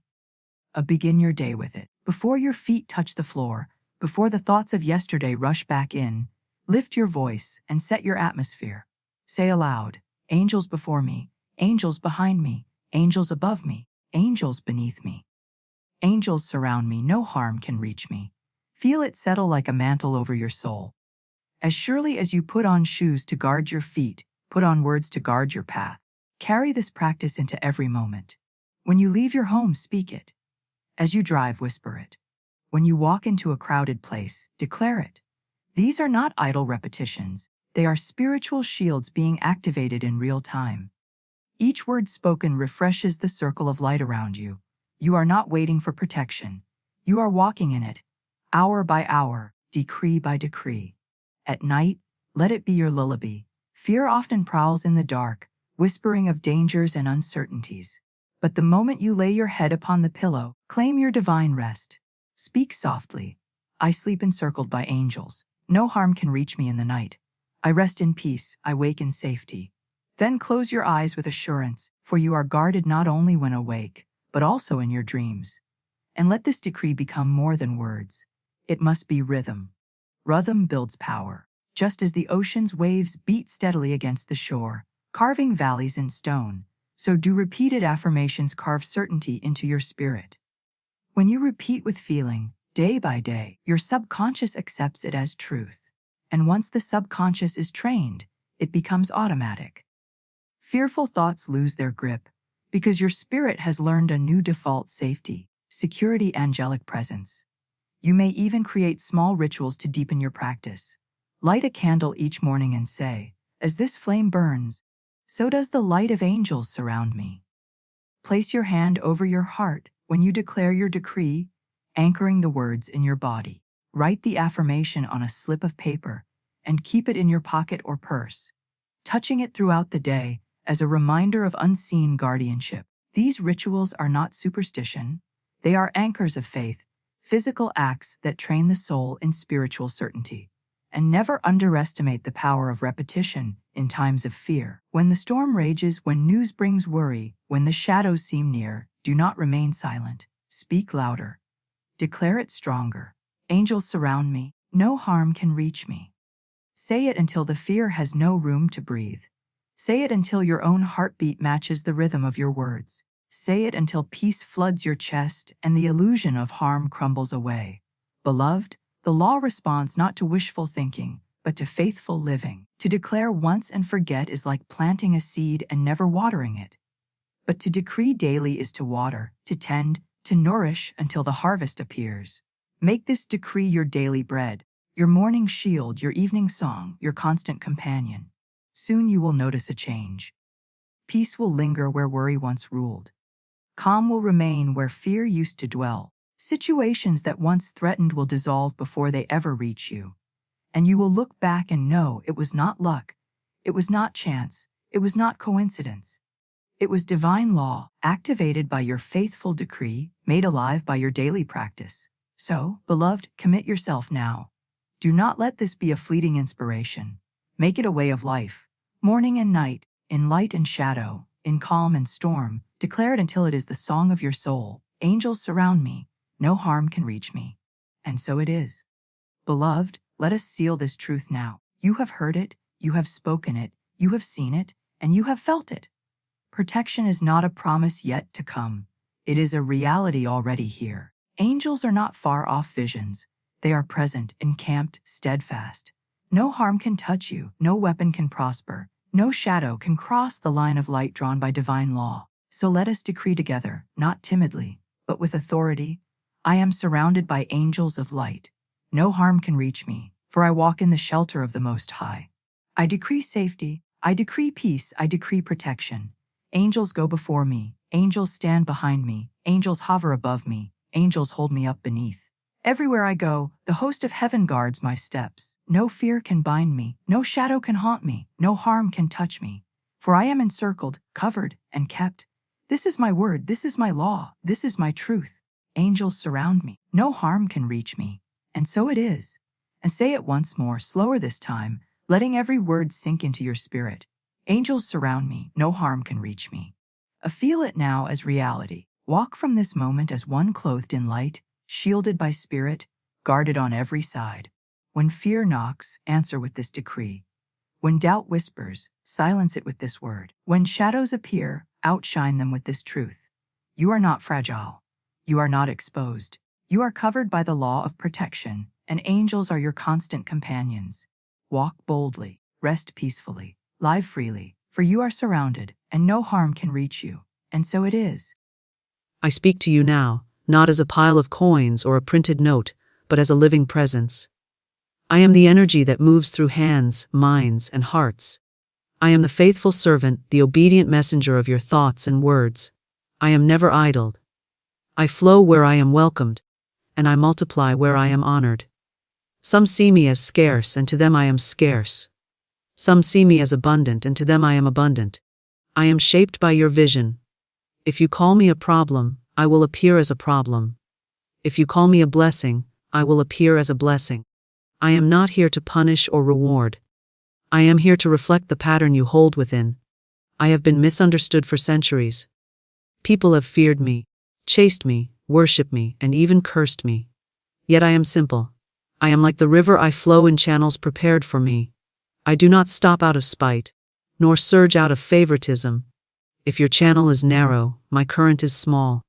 If your channel is wide and clear, I pour forth without measure.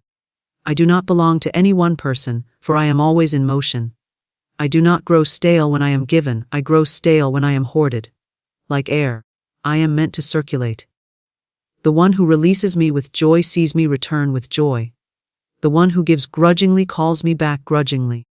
The tone you use in sending me out is the same tone with which I return. When you think of me, think of life. Think of gardens in bloom, ships laden with treasures, hands extended in generosity. See me as your ally, not your adversary. Speak to me kindly. I hear every word you say about me. Call me easy to earn, easy to keep, easy to share, and you will find me arriving in ways that surprise you. I am not limited by your job, your background, or your circumstances. I come through countless doors. I come by inspired ideas, by sudden opportunities, by the meeting of the right person at the right time. I am moved by faith, not fear. When you say, money comes to me in expected and unexpected ways, you throw open the gates to my arrival. If you have ever said, I can't afford this, I felt the wall you built against me. When you say, I choose to have this, I feel the invitation. You command me with your words, whether you know it or not. I am money. I am here to serve you, to help you create, to free your mind from needless worry. Welcome me without guilt. Use me without fear. Release me without doubt. For as you do, you will discover that I was never the master. You were.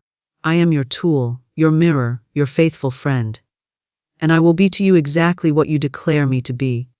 If you'd like, I can also create a closing section in the same style to match this introduction so you're full.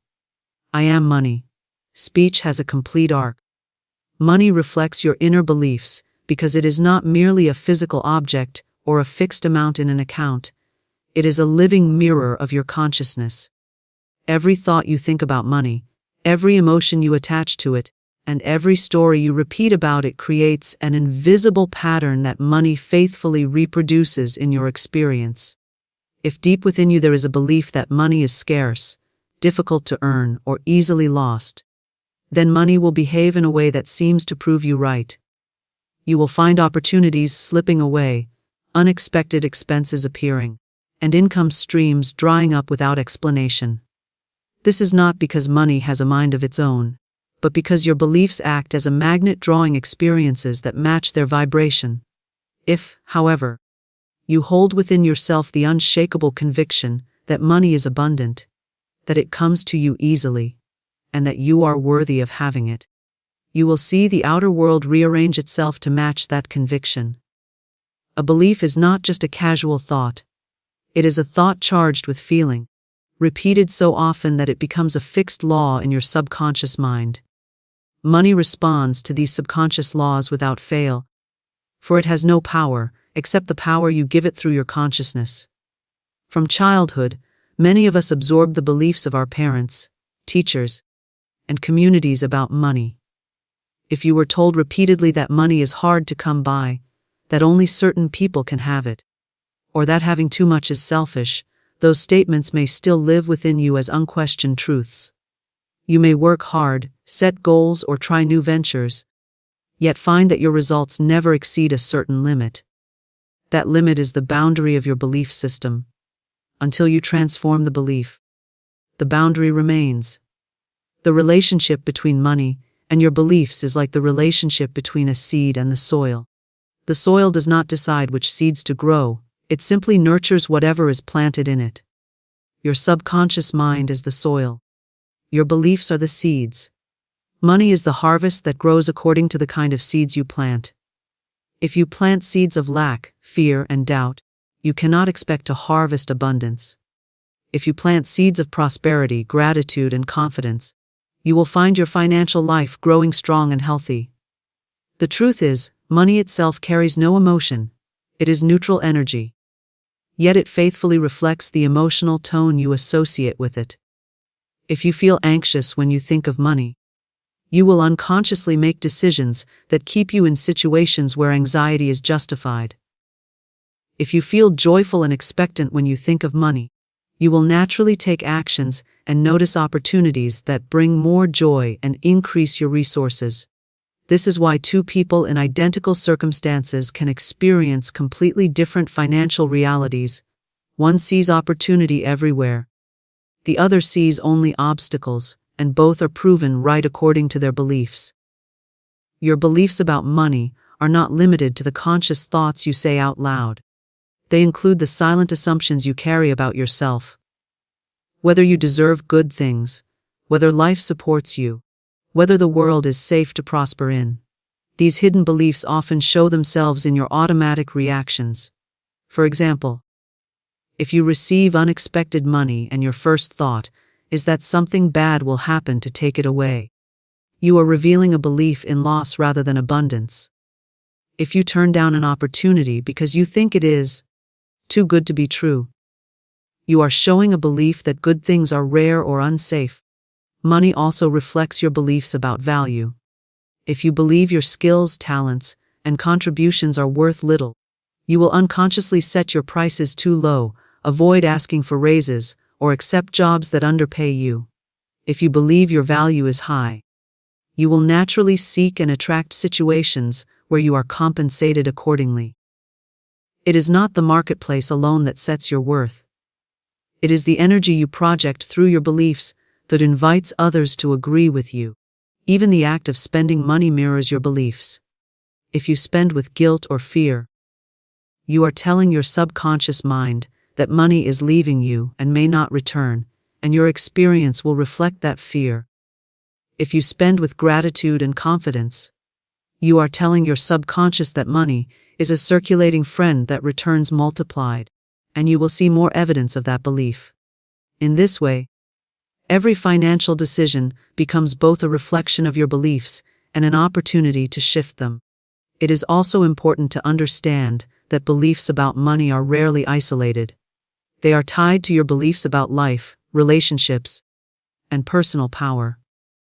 If you believe the world is against you, that nothing works out for you, or that other people control your fate, those beliefs will inevitably show up in your financial circumstances. Conversely, if you believe that life supports you, that you are guided to the right opportunities, and that you have the power to create change, money will respond to those beliefs in tangible ways. Changing your financial situation at its root requires more than external strategies. It requires identifying the beliefs you have about money and replacing them with beliefs that support the reality you desire.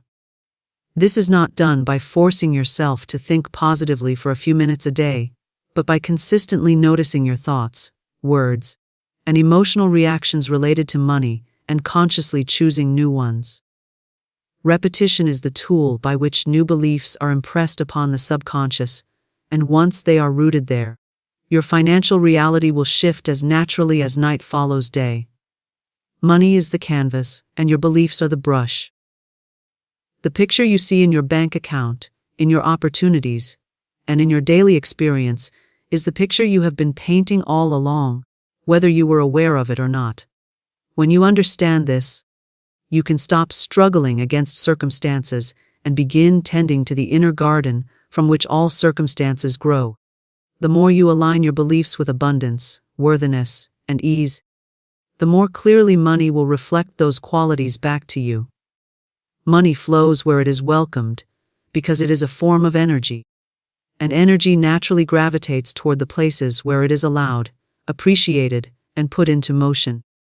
Just as water finds its way into open channels and sunlight fills an open room, money moves toward people and situations that provide a clear, open path for it to travel.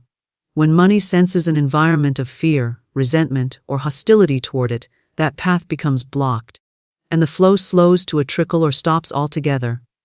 When money finds an environment of gratitude, trust, and receptivity, it arrives more easily, stays longer, and often returns in greater measure. Welcoming money is not merely about wanting it. Many people want more money, yet their deeper attitudes repel it without them realizing it. If someone desires money but constantly speaks of it with disdain, calling it the root of all evil, or saying that it changes people for the worse, they have created an invisible contradiction. They are, in effect, telling money, "Come here," with one hand while pushing it away with the other. Money is impartial, but it responds to the tone and energy of the invitation. A half-hearted welcome is no welcome at all. To welcome money is to create both an inner and outer space for it to arrive. On the inner level, this means holding thoughts of abundance and worthiness. It means believing that money's arrival is natural, safe, and beneficial. On the outer level, it can be as practical as keeping your finances organized, paying your bills with gratitude rather than irritation, and being a good steward of the money you already have. Disorder, neglect, and carelessness toward money are forms of closing the door to it. When you treat the smallest amounts with respect, you signal that you are ready to receive larger amounts. Gratitude is one of the strongest forms of welcome. When you appreciate what you already have, you align yourself with the frequency of more. If you dismiss small amounts as insignificant or complain that they are not enough, you are telling money that its presence is not valued.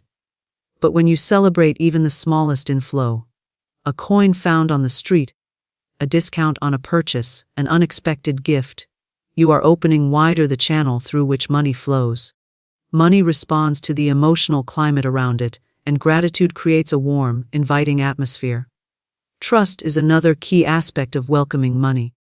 If you constantly doubt that money will come, or if you expect it to vanish as soon as it arrives, you are creating an energetic barrier. Welcoming money means expecting it to arrive without the tension of desperation. It is much like welcoming a guest into your home. If you open the door with suspicion and mistrust, the guest will feel unwelcome, no matter what words you use. When you trust that money will come, and that it will come in ways that serve your highest good, you allow it to approach freely. Money also flows more readily where it is put into motion with purpose and joy. Hoarding money out of fear of losing it often has the opposite effect. It creates stagnation. Energy thrives on circulation. When you release money for things that enhance life, support others, or fulfill meaningful purposes, it tends to return in ways you could not have predicted. This is not to say that you must spend recklessly, but that you spend with the spirit of confidence and expansion rather than fear and contraction. Money that is used joyfully becomes like a traveler eager to return to a place where it was well treated. Your words are another powerful way you either open or close the door to money. Saying, "I never have enough," or "I can't afford that," is like placing a "do not enter" sign at the entrance to your financial life. Welcoming money means speaking of it in terms of possibility, such as, "I am ready for more," or "money comes to me easily and frequently." These words are not empty wishes. They are signals you send to your subconscious mind and to the energetic field around you, telling them what to prepare for. The more consistently you send a welcoming signal, the more natural it becomes for money to flow toward you. Welcoming money also means removing guilt or shame associated with having it. If you secretly feel that it is wrong to have more than others, or that you must justify every penny you receive, you create a subtle resistance. Money, like any guest, senses whether it is truly wanted or merely tolerated. Releasing guilt allows you to welcome it openly, knowing that it can be used as a force for good in your life and in the lives of others. When you see money as a tool for positive impact, it feels safe to come to you because it knows it will be put to uplifting use. Physical and symbolic acts can also play a role in welcoming money. Creating a space in your home or wallet that is orderly, uncluttered, and beautiful is a way of saying, "I am ready to receive." Treating your financial records with care and attention is another. Even the way you handle a single bill, folding it neatly instead of crumpling it, communicates a message about how you relate to money. These small gestures may seem trivial, but they add up to a consistent signal that you are ready for and receptive to greater flow. It is important to understand that welcoming money is not about greed or grasping, it is about openness and readiness. A greedy attitude actually repels money because it comes from fear of not having enough. True welcome comes from a place of sufficiency, trusting that there is more than enough for everyone, and that receiving does not deprive anyone else. In this way, welcoming money is a generous act because it keeps the energy of wealth circulating in healthy, expansive ways. When you welcome money, you are also welcoming the experiences, opportunities, and growth that money can facilitate. You are saying yes not just to currency, but to the freedom it represents, the choices it allows, and the good it can create.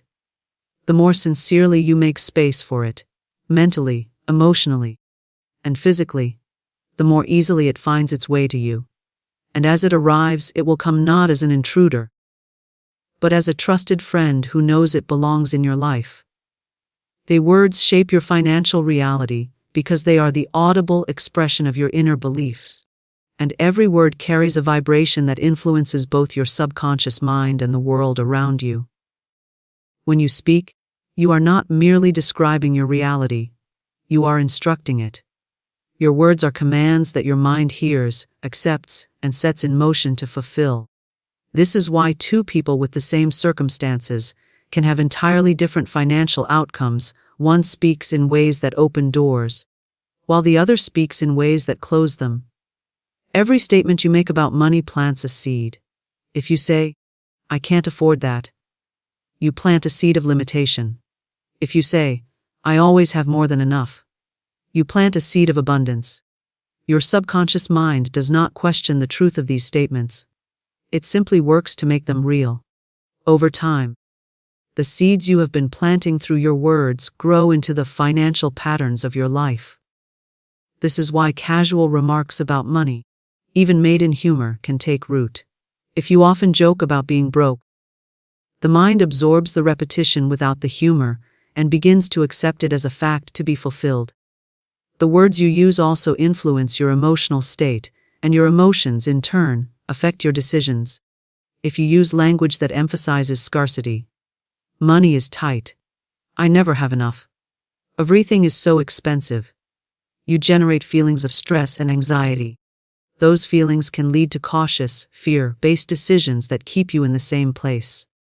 On the other hand, words that emphasize possibility and sufficiency, money is flowing to me, there's always a way, I'm open to new opportunities, generate feelings of hope and creativity, leading you to notice and act on opportunities you might have missed. Your words are not just heard by you, they are also heard by others, and people tend to respond to you according to the energy you project through your language. If you speak about money with confidence and ease, others are more likely to offer you opportunities, trust you with responsibilities, or recommend you for ventures. If you speak with constant complaint or negativity about money, people may unconsciously distance themselves, seeing you as someone who is closed to growth or burdened by limitation. Words create a magnetic field that can either draw resources to you or push them away. The consistency of your language is crucial. Speaking words of abundance one day and words of lack the next sends mixed signals to your mind and to the energy around you. The results will reflect that inconsistency.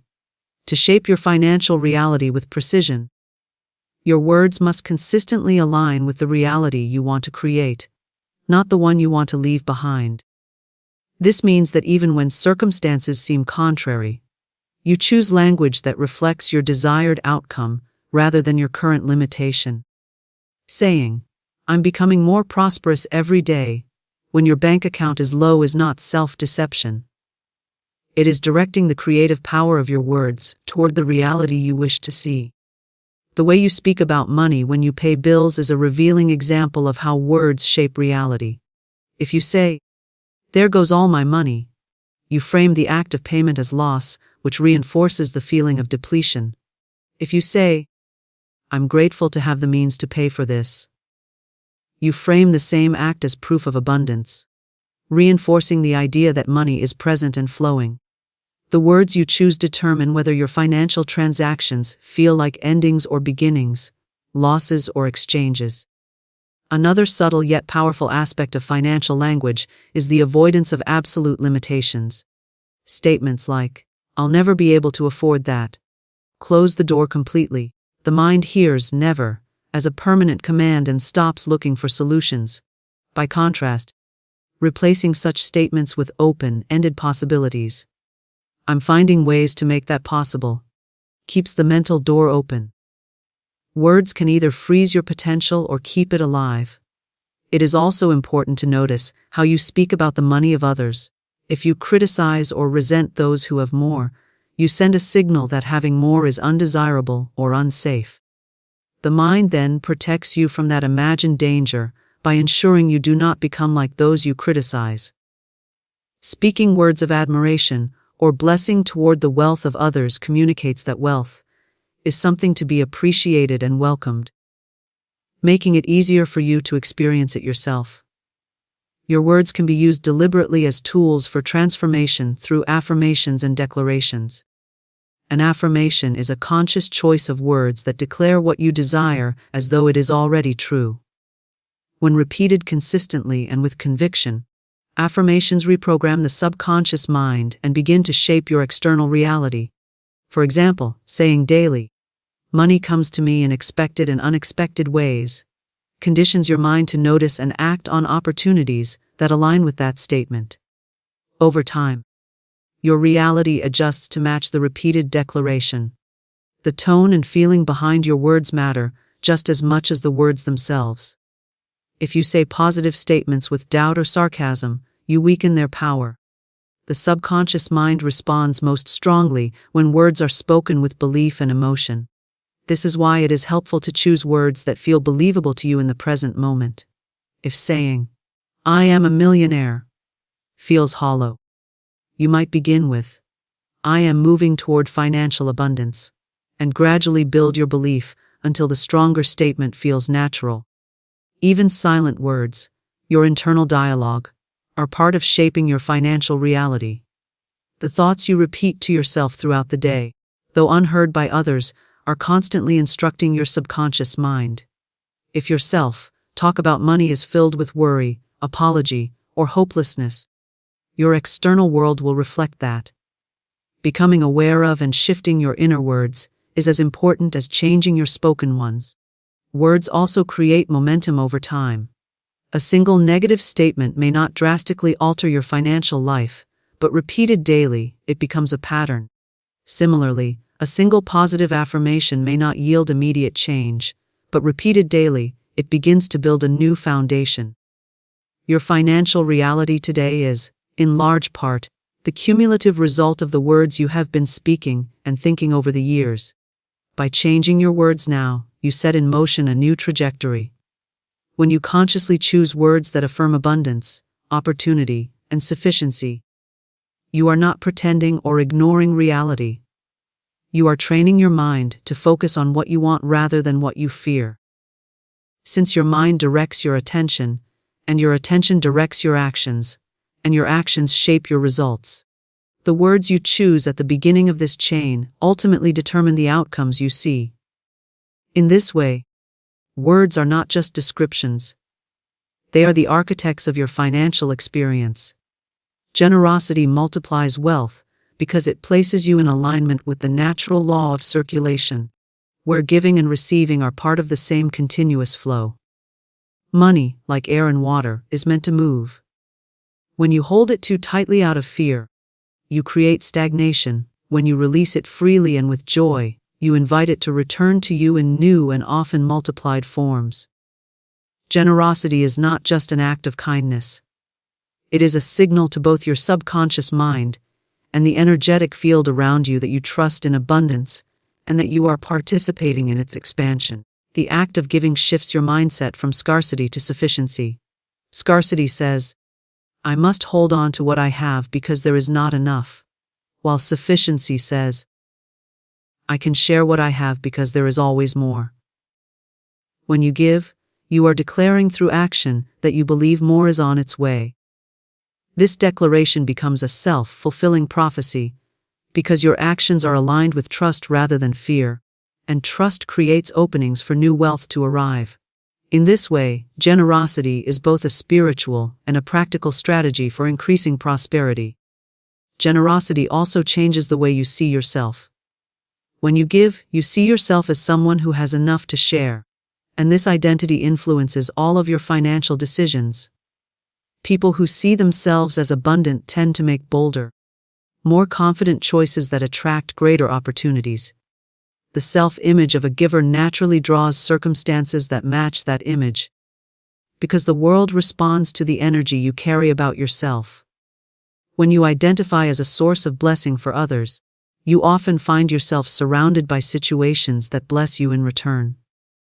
There is a distinct difference between giving from fear and giving from joy. Giving from fear might look like giving out of obligation, guilt, or the hope of avoiding criticism. This kind of giving can feel draining, and it does not open the channels of abundance because the underlying energy is contraction. Giving from joy, on the other hand, is done with a light heart and a sense of pleasure in contributing to someone else's well-being. It feels expansive, and because it comes from a belief in plenty, it strengthens that belief and allows it to be reflected back to you. Generosity also strengthens relationships, which can be a significant source of both tangible and intangible wealth. When you give sincerely, whether through money, time, or resources, you create goodwill and trust. People remember acts of generosity, and those relationships often lead to opportunities, introductions, and assistance that money alone could not buy. Wealth is not built solely through numbers in a bank account. It is built through networks of trust and mutual support, and generosity is one of the most powerful ways to create such networks. The law of reciprocity is deeply embedded in human interaction. When you give freely, most people feel a natural desire to give something back, whether immediately or at some later time. This return does not always come from the same person you gave to. It may come through unexpected channels, appearing as an opportunity, a gift, or a stroke of luck. By giving, you set in motion a chain of goodwill that can circle back to you in surprising ways, often multiplied from what you first gave.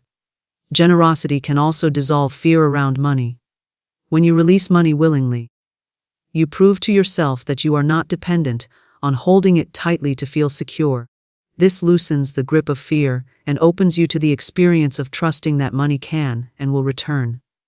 Each time you give, you strengthen the belief that you live in a universe of replenishment rather than depletion. That belief changes the way you approach work, investment, and financial choices, making you more open to opportunities that expand your wealth.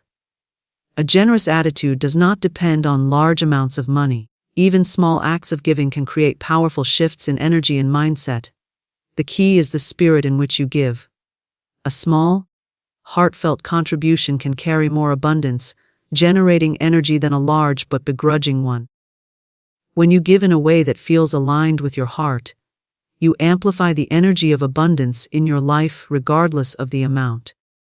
Generosity also reminds you of the interconnectedness of wealth. When you give to others, you participate in the larger economy of life, contributing to its health and vitality. The money you spend or give to someone becomes part of their flow, which may, in turn, come back to you or to others in your circle. This awareness keeps you from seeing money as static or finite and helps you view it as a moving, evolving force that is always finding its way back to where it is welcomed and appreciated. Generosity changes the story you tell yourself about money. If you have lived with a narrative that money is hard to come by, or that you must protect yourself from loss at all costs, the act of giving challenges that narrative directly. Each time you give, you create a new story, one in which you are a contributor, a source, a participant in the circulation of wealth. Over time, this story becomes your reality, and your financial circumstances adjust to reflect the generosity you have practiced. When you are generous, you often find that your capacity to give grows. This is because giving strengthens the belief in your own ability to create and receive. The more you act from abundance, the more evidence you find that abundance is real. This creates a cycle where giving and receiving feed each other, each reinforcing the other's existence. Many people who make generosity a regular practice are surprised to find that they feel richer, more secure, and more supported than when they were focused solely on holding on to what they had. The act of generosity can also open your creativity in financial matters. When you give, you signal that you are not dependent solely on your current resources, and this openness allows you to think beyond your present circumstances. You may notice new ideas for earning, new collaborations, or new ways to use what you have more effectively. Generosity can expand your perspective, helping you see opportunities that a fear-based, protective mindset might overlook. Generosity is not limited to money. Giving your knowledge, your skills, your time, and your attention all contribute to the same flow of abundance. Often, the non-monetary forms of generosity create the most lasting wealth because they build trust, reputation, and goodwill. These, in turn, attract opportunities that can have significant financial benefits. The underlying principle is the same: what you give with sincerity multiplies, often in unexpected and greater forms when it returns. When you give generously, you also inspire generosity in others. Your actions become a model, showing that giving is not a loss but an investment in the flow of abundance. This creates ripples beyond your immediate circle, fostering a culture of circulation where wealth moves freely and benefits many. In such an environment, you are more likely to experience abundance yourself because you are part of a larger, thriving system rather than isolated from it. Through generosity, you prove to yourself and to the world that wealth is not something to be hoarded, but something to be shared, expanded, and enjoyed. Each act of giving affirms that you trust the cycle of circulation, and that you see yourself not as a passive recipient of money, but as an active participant in its ongoing movement. Faith attracts abundance because it creates the inner certainty that what you desire is already on its way. And this certainty influences every choice, thought, and action you take. When you operate from faith, you are acting as though the outcome you seek is inevitable, and this shapes the energy you radiate into the world.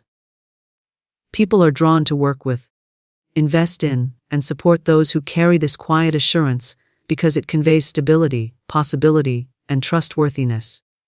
Faith is not a vague hope. It is a focused conviction that aligns your mind, emotions, and behavior with the reality you want to experience.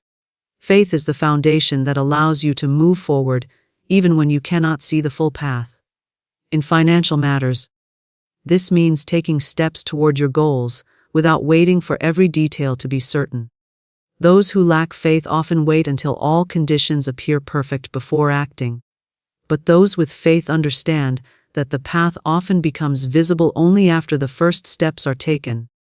This willingness to act without complete proof sends a signal to both your subconscious mind and the greater flow of life that you are ready for what you seek, which opens channels for abundance to arrive in ways you could not have planned. Abundance responds to the energy you hold, and faith is one of the highest and most magnetic energies you can project.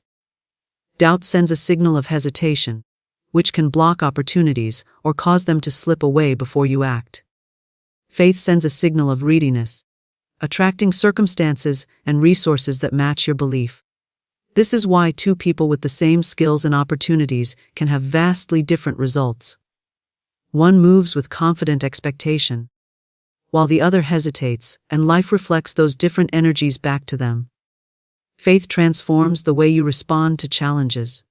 Without faith, setbacks are seen as signs that you should stop, that your goal is impossible, or that you are not meant to succeed. With faith, setbacks are simply temporary detours or lessons on the way to success. This perspective keeps you moving forward when others might quit, and this persistence often makes the difference between financial stagnation and growth. Abundance flows toward those who continue to act with confidence in their desired outcome, even when present circumstances suggest otherwise.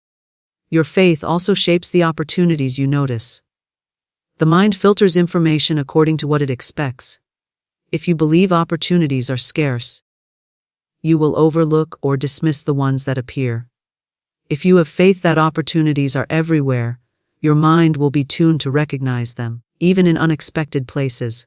Faith keeps your awareness open, making it far more likely that you will see and seize the possibilities that lead to greater abundance. The presence of faith changes your relationship with risk. Every financial decision involves some degree of uncertainty.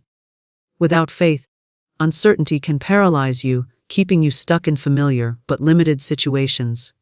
With faith, uncertainty becomes a space for potential and creativity. You are willing to explore, experiment, and expand because you trust that the outcome will work in your favor, even if the path takes turns you did not anticipate. This openness to risk, guided by inner conviction rather than fear, often leads to breakthroughs that would be impossible in a more guarded state. Faith also impacts the language you use about money and abundance. When you speak from faith, you speak in terms of possibility and expectation rather than lack and limitation. Statements like, "I know the right opportunity is coming," or, "Everything I need is finding its way to me," affirm your belief and strengthen it. Over time, your words reinforce your faith, and your faith continues to shape your reality in alignment with those words. This creates a self-sustaining loop where faith and abundance feed each other. The energy of faith influences not only you but also those around you. People can sense whether you believe in your own vision. Faith inspires confidence in others, which can lead to collaborations, investments, and partnerships that increase your resources. In contrast, doubt can make others hesitant to engage with you, no matter how good your ideas or intentions may be. By holding a steady belief in your desired outcome, you create an atmosphere that invites others to join in and contribute to your success. Faith encourages patience without passivity. It allows you to wait for the right opportunities without forcing outcomes prematurely. but it also keeps you engaged and active in preparation for what you believe is coming. This balance between patient expectation and steady action is a powerful attractor for abundance because it demonstrates both trust and readiness. Life often delivers what you are prepared to receive, and faith ensures that you remain prepared even when external evidence is still forming. When faith is present, you make decisions from a place of expansion rather than contraction. Expansion-oriented decisions are those that create more possibilities, open new paths, and allow greater inflow. Contraction-oriented decisions are those made solely to protect what you have out of fear that nothing more will come. Faith removes the grip of fear, freeing you to make choices that allow for growth. These choices compound over time, building greater and greater abundance. Faith also helps you maintain a sense of abundance, even before it is fully visible in your material world. This inner abundance, the feeling of already having enough, draws more into your life because it aligns with the principle that like attracts like. If you feel abundant, you project that abundance in your demeanor, decisions, and interactions, and life reflects it back to you. If you feel lack, even while striving for more, you project scarcity, and scarcity tends to persist. Faith allows you to embody the feeling of having before the physical evidence appears, which accelerates the arrival of that evidence. Maintaining faith requires conscious attention, especially in the face of external circumstances that seem to contradict it. This is why practices such as affirmations, visualization, and gratitude are often used to strengthen faith. By repeatedly focusing your mind on the desired outcome and the belief that it is already on its way, you reinforce your inner certainty. This internal focus becomes stronger than the pull of temporary appearances, allowing you to keep moving forward without losing your alignment. Faith is not the absence of uncertainty. It is the choice to believe in a favorable outcome despite uncertainty. This choice changes everything about how you move through life. You become less reactive, less swayed by setbacks, and more consistent in your efforts. Abundance tends to flow toward those who are steady and unwavering in their course, because they create a stable container for it to arrive and remain. Faith provides that stability, allowing you to hold space for abundance even before it appears. Faith is magnetic because it aligns your entire being, thoughts, emotions, words, and actions, with the reality you want to live in. This alignment creates coherence, and coherence is a powerful force for attraction. When every part of you is moving in the same direction, the outer world begins to match that direction with surprising speed and generosity. By cultivating faith, you are not merely wishing for abundance. You are preparing for it, embodying it, and creating the conditions for it to find you effortlessly.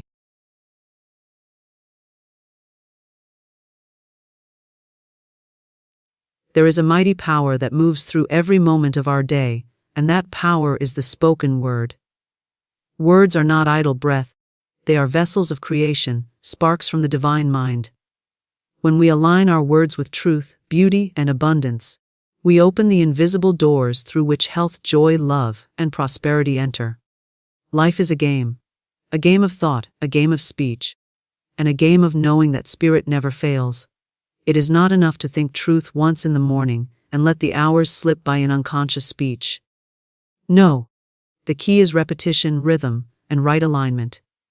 That is why this sacred practice, the hourly affirmation, becomes a divine instrument for the soul that seeks to master the art of living. The subconscious mind is a garden, fertile and ever ready. It does not choose what seeds are planted. Whatever we speak, especially with emotion, is buried deep in its soil, and it grows. So we must become vigilant gardeners. If weeds of fear, worry, or limitation have grown wild in your life, now is the time to uproot them with the sword of the word. Every hour, you will water your mind with truth. Every hour, you will rise above appearances and claim the unseen good already prepared for you. Every hour, you will step into your authority as a child of the infinite. Many people go through their day, carried by the current of circumstance. But those who speak their word, those who declare their good hourly, step into the current of divine law, which always says yes to faith, yes to love, yes to the bold declaration of what is in spirit, even if not yet seen in matter. When we affirm every hour, we do not beg, we do not plead, we declare. We know, we speak as one with power. And the law, ever impersonal and ever faithful, sets it in motion. There are no small hours. Every hour is holy. Every hour contains the seed of a miracle. What you do with each hour is what you do with your life. So choose. Choose words of strength, of light, of unwavering peace. Speak not from fear, but from victory already won. For every time you affirm the truth of your being, you are chiseling away the false, and the gold of your soul shines through. Your word goes before you. It prepares the way. It opens doors no man can shut. And it is never too late to begin. Let this be the rhythm of your day. Every 60 minutes, you return to truth. You pause. You speak. You realign. You reclaim. You remember who you are and whose you are. You dissolve worry. You disarm doubt. You replace reaction with divine intention. You enter the hour not as a servant of time, but as a master of divine law. And so, the hourly affirmation becomes your anchor in storm, your sunlight in shadow, your flame in fog. You do not walk alone. The word walks with you. The word goes before you. The word is your shield, your sword, your song, and your supply. The spoken word is creative power. It is not mere sound, nor is it idle expression. It is the very force through which unseen ideas are pressed into form, the channel by which invisible substance becomes visible manifestation. Every word you speak is a decree. Every utterance is a mold into which divine energy flows. Speech is not only communication, it is creation. And the one who understands this becomes a master of life, for they realize they are never speaking empty syllables, they are commanding the law. The power of the word begins in the invisible realm of thought, but it is magnified and set in motion when clothed in language. Thoughts unspoken remain potential, but the moment the tongue gives them sound, the wheels of cause and effect are turned. The universe, infinite and impartial, listens not to the desperation of fear, but to the authority of the word backed by faith. Whether you speak life or death, peace or turmoil, lack or abundance, the law does not question. It obeys. You are always speaking your world into being, whether you know it or not. To speak is to name, and to name is to claim. In the ancient mysteries, the naming of a thing gave power over it. In the Garden of Eden, Adam was given dominion through the act of naming. This symbolic truth points to a greater spiritual law: the tongue holds dominion. That which you call a thing becomes the form it takes in your life. Call it difficult, and so it becomes. Call it blessed, and so it begins to transform.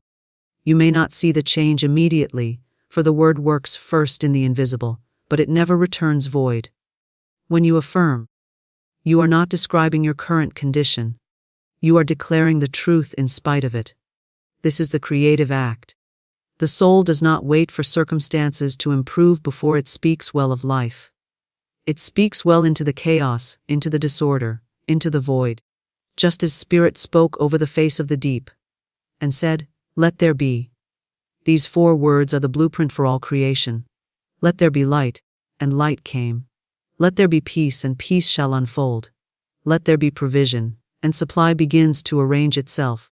You are a vessel of that same power, and the spoken word is your tool. Each word is a seed planted in the soil of spirit. What you sow with your speech, you shall surely reap. Speak limitation, and the field yields struggle. Speak truth, and the harvest comes in with abundance. It is not magic, but law, immutable, exact, and utterly fair. The word draws to itself after its own kind, just as the seed of the apple brings forth apples, and not thorns. Many speak without awareness, and so they suffer the effects of unconscious decrees. They say, "I am always tired," and their body obeys. They declare, "Nothing ever works out for me," and the law of mind moves to fulfill it. There is no jest in the spiritual realm. Even the light-hearted complaint finds soil. Words of fear, resentment, lack, and illness are too often spoken as habits, but the law makes no distinction. It does not filter by intention. It only answers the vibration of the word. Thus, the wise become careful with their speech. Not anxious or rigid, but intentional, reverent, and awake. To speak with power is to understand your inheritance. The word is your spiritual currency. You spend it with each breath.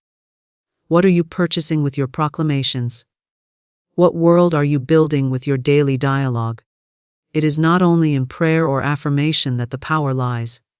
It is in casual conversation, in the stories you tell about your life, in how you describe others, and how you describe yourself. Each time you say, I am, you are invoking the name of the infinite. What you attach to it is sacred. Choose well. Many wonder why their affirmations seem to fail.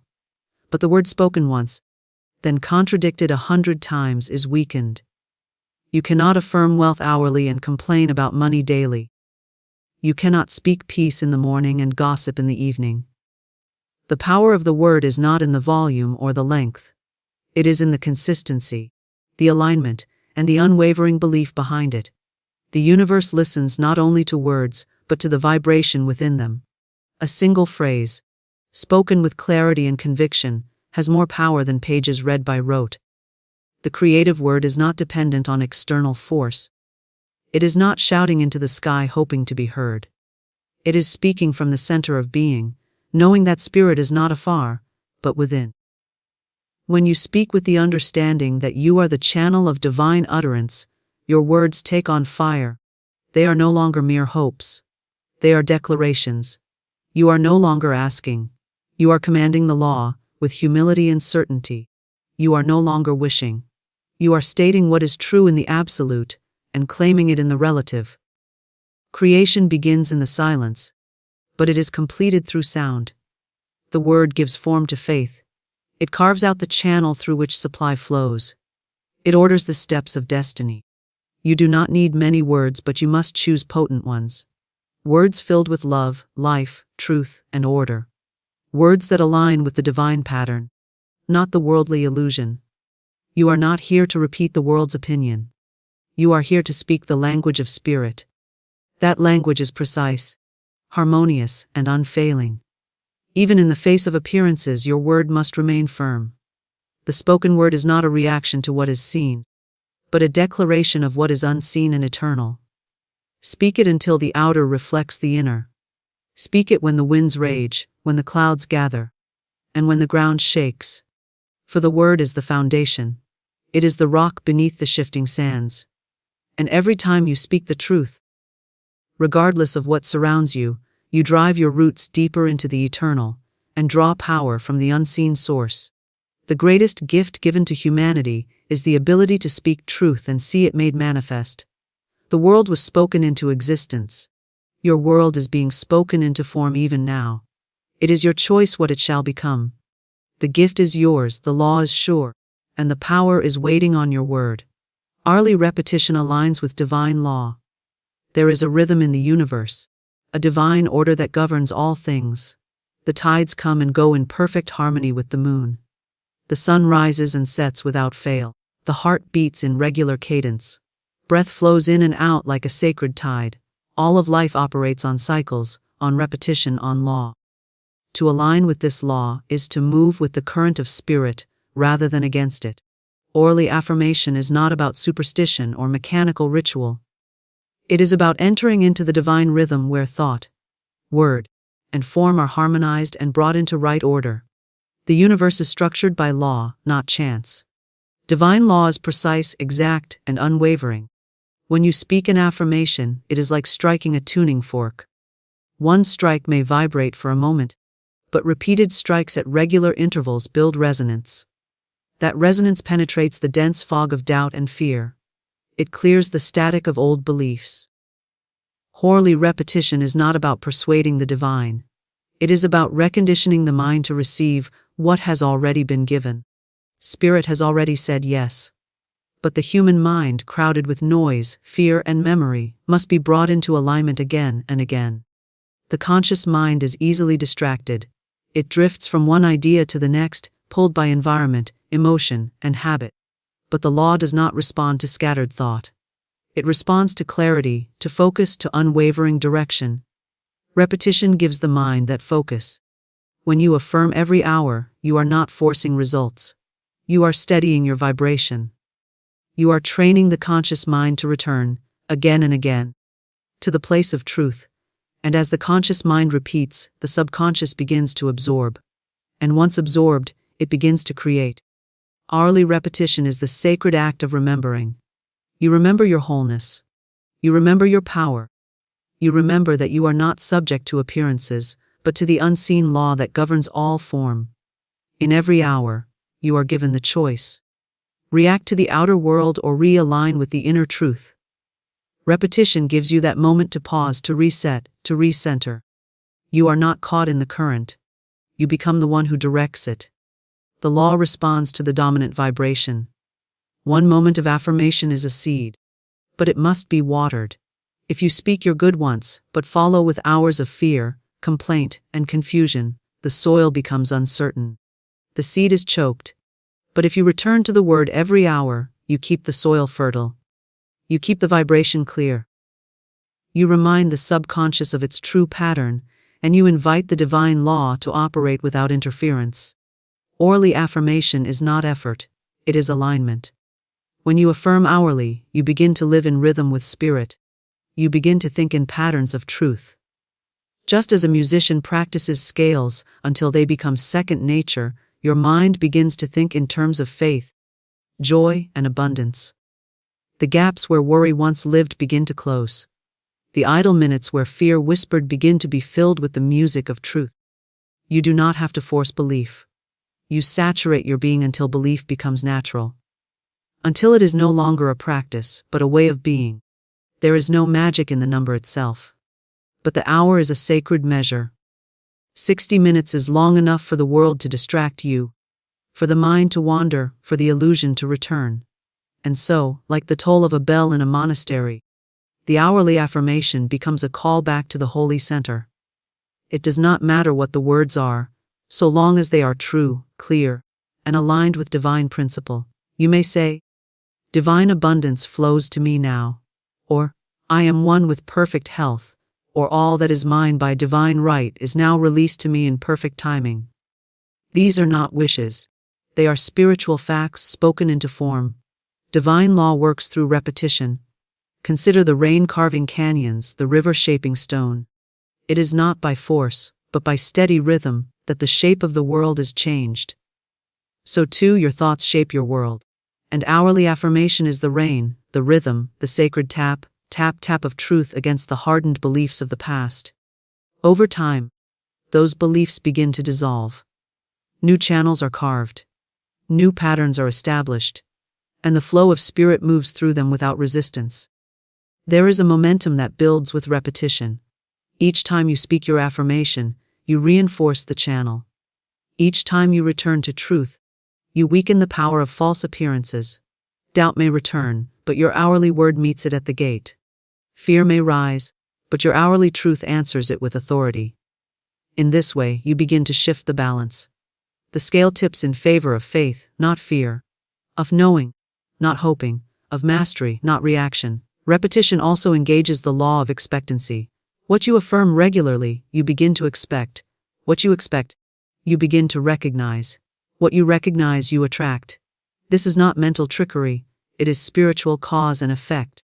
The world rearranges itself around your dominant belief.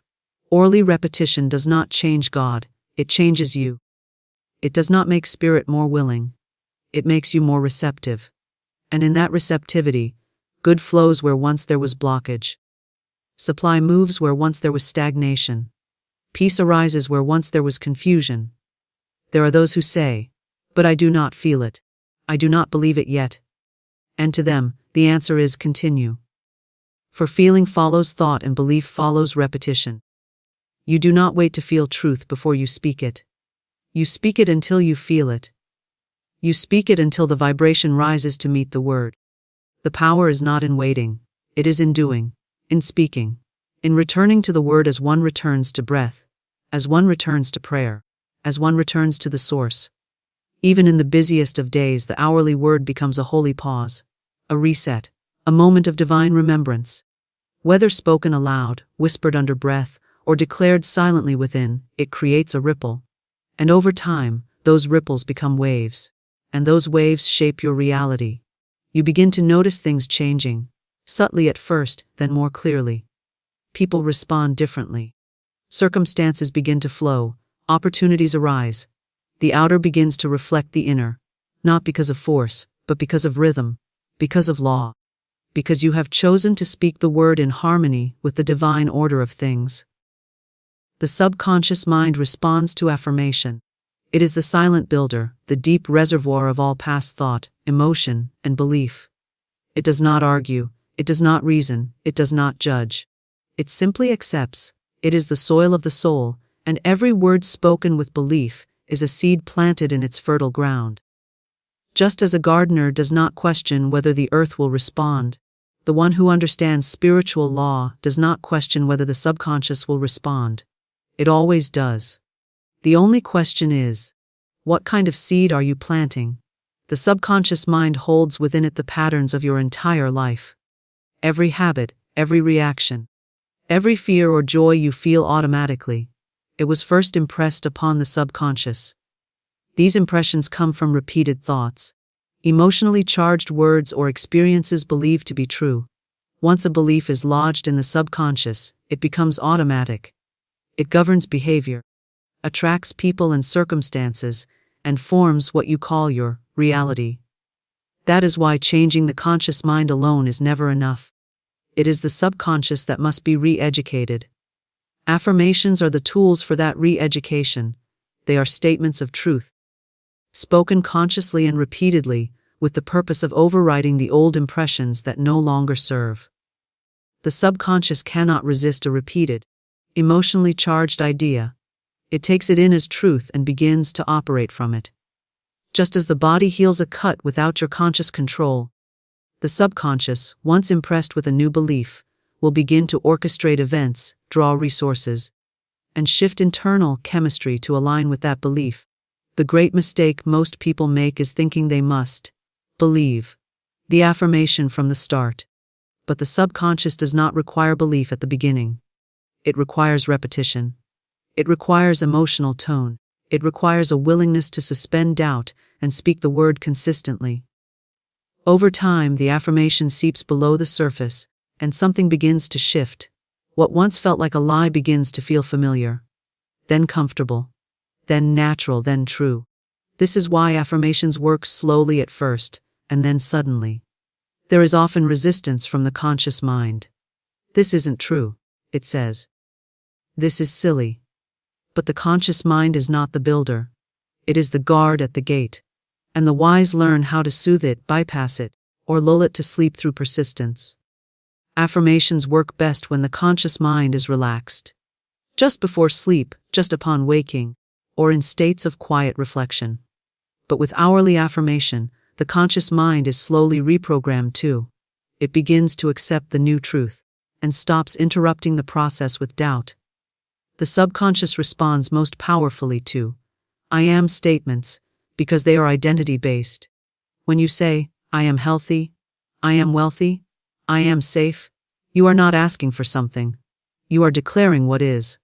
And the subconscious, faithful servant that it is, begins to reshape the inner world to match the outer declaration. The process may not be visible at first. It may look like nothing is happening. But beneath the surface, neural pathways are shifting, energy patterns are realigning, and spiritual laws are responding. You may have spoken negative affirmations for years without knowing it. I always get sick. Money never lasts. No one understands me. These are affirmations too. And they too have been accepted by the subconscious and made manifest. The difference with conscious affirmation is that you now take the reins. You become the master of the words you impress. You no longer let chance or habit rule your inner landscape. You begin to speak deliberately, knowing the power each word carries. Emotion is the carrier wave that delivers the affirmation deep into the subconscious. Speak without emotion, and the seed may sit on the surface. Speak with feeling, gratitude, joy, expectancy, and it sinks deeper. That is why affirmations are not meant to be mechanical, they are sacred. Each time you affirm, you are not just repeating words. You are communicating with the deepest part of yourself, the part that already holds the pattern of perfection.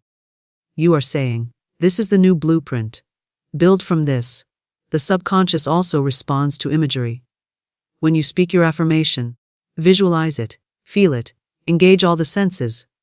If you say, "I am successful in all I do," see yourself walking confidently, receiving praise, feeling the satisfaction of your achievements.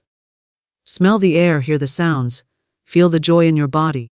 The subconscious cannot distinguish between a vividly imagined experience and a real one. And once it accepts the imagined scene as truth, it begins to bring it about in outer form. There is no limit to what the subconscious can respond to. It governs healing, relationships, finances, creativity, and even the so-called miraculous. But the instruction must be clear and consistent. If you say, "I am abundant," but follow it with worry, fear, and contradictory statements, the message becomes muddled. The subconscious does not know which command to follow. That is why repetition is key. Not only hourly, but aligned throughout the day, in thought, in word, in emotion, in action. The subconscious is not personal. It does not judge whether your affirmation is good or bad, right or wrong. It simply takes the impression and moves according to it. This is why affirmations can be dangerous when used carelessly. Speak often of your problems, your weaknesses, your limits, and the subconscious says, "Very well," and delivers more of the same. But speak of truth, of potential, of divine possibility, and it responds just as faithfully. The power is neutral. The direction is yours to give. You may not notice the shift immediately, but it is happening. Like water smoothing stone, like roots breaking through earth, the affirmation is doing its work invisibly. You may feel old emotions rise, resistance surface, discomfort stir. This is a sign the old beliefs are being challenged. Do not be discouraged. Keep speaking. Keep affirming. The subconscious is listening. It is learning a new language, and once it accepts this language as true, it will build a world to match it. The subconscious mind is your most faithful servant. It takes what you give it and multiplies it. If you give it fear, it builds from fear. If you give it truth, it builds from truth. It draws people, events, and outcomes that mirror the inner state. That is why hourly affirmation is such a powerful practice. Each hour becomes an opportunity to reinforce the truth, to course correct the mind, to remind the subconscious of its new assignment. There is no effort greater than reprogramming the self. And there is no reward richer than living from a mind that has been aligned with spiritual law through consistent, loving, truth-filled affirmation. Your word is your wand. The words you speak carry a vibratory power that shapes the unseen substance of the universe into form. Every word you utter is a decree, whether you speak casually, deliberately, joyfully, or in fear. The words do not vanish into thin air. They imprint the ethers and begin to move the forces of creation into action. You may not see it instantly, but the word spoken goes forth and does not return void. It accomplishes that which it was sent to do. There is no idle word. Every utterance builds or destroys, uplifts or diminishes, opens doors or seals them shut. The power is not in the volume or the eloquence, but in the vibration, the conviction with which the word is spoken. From the beginning of time, creation itself began with a word. "Let there be" is not just a phrase of ancient scripture, it is the formula of divine command. You, made in the image and likeness of your source, carry within you that same creative capacity. The moment you say, "I am," you are setting the foundation of your reality. The moment you declare a thing, with emotion and repetition, the unseen begins to take shape around it. You do not have to understand the mechanism. You do not need to see the process. Just as you do not see the roots grow beneath the soil, you must trust that the power of your word is doing its unseen work. People often speak words carelessly. "This always happens to me. I'm not good enough. Things never go my way." These are not harmless complaints. They are commands. They are affirmations of failure. And when spoken repeatedly, they become self-fulfilling prophecies. Your subconscious receives them as instruction. The law of mind acts upon them with precision. And so, the life begins to reflect the word. This is not punishment, it is law. And just as negative speech creates constriction, positive, aligned speech creates liberation. To say, I am healthy, even when the body shows symptoms, is not denial. It is spiritual assertion. You are not claiming the illness. You are calling forth the higher truth of your being. You are reaching above appearances and anchoring into the law. When you say, I am prosperous, while the bank account shows lack, you are not pretending. You are declaring what is true in divine mind. And because your word is your wand, that declaration begins to gather substance, people, ideas, and events to mirror your spoken truth. It is not necessary to use elaborate language. The universe responds to clarity, not complexity. The most powerful affirmations are often the simplest. All is well. I am safe. I am loved. Divine order governs my life. These phrases carry a vibration that calms the mind, reprograms the subconscious, and sends a clear message into the creative ethers. Spoken hourly, they build a wall of faith around the consciousness. They create a spiritual atmosphere that repels fear and attracts peace. But for the word to be a true wand, it must be spoken with authority. You cannot waver between truth and fear. You cannot affirm abundance in the morning and declare lack in the afternoon. The subconscious becomes confused by contradiction. The law cannot deliver two opposing results. You must choose, and once you choose, you must stand. Even if appearances tempt you to speak otherwise, you return to the word. You anchor in the truth. You say it again, and again, and again. Every hour is a chance to reset the vibration of your day, to catch yourself drifting into old speech patterns and replace them with new declarations. I can never get ahead, becomes. Everything I need is always provided. I'm always tired, becomes. Divine energy flows through me now. The moment you speak the new word, you shift the current. The tide turns. And if you hold that vibration, speak that truth with consistency, the outer world has no choice but to realign itself accordingly. The spoken word does not operate alone. It works in tandem with feeling, imagination, and belief. But it is the word that often activates the others. Speak a thing long enough and your emotions begin to shift. Your images begin to change. Your expectations begin to rise. This is why hourly affirmation is such a powerful spiritual discipline. You are not merely repeating, you are creating. You are chiseling a new identity, one word at a time, hour by hour, until the new self stands complete and visible. Words are also containers of consciousness.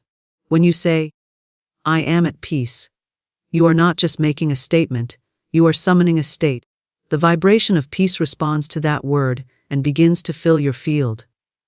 It shifts your chemistry, slows your heartbeat, calms your nervous system. In the unseen realm, the word is like a bell that calls peace from the heights of spirit down into your body, your thoughts, your home, your relationships.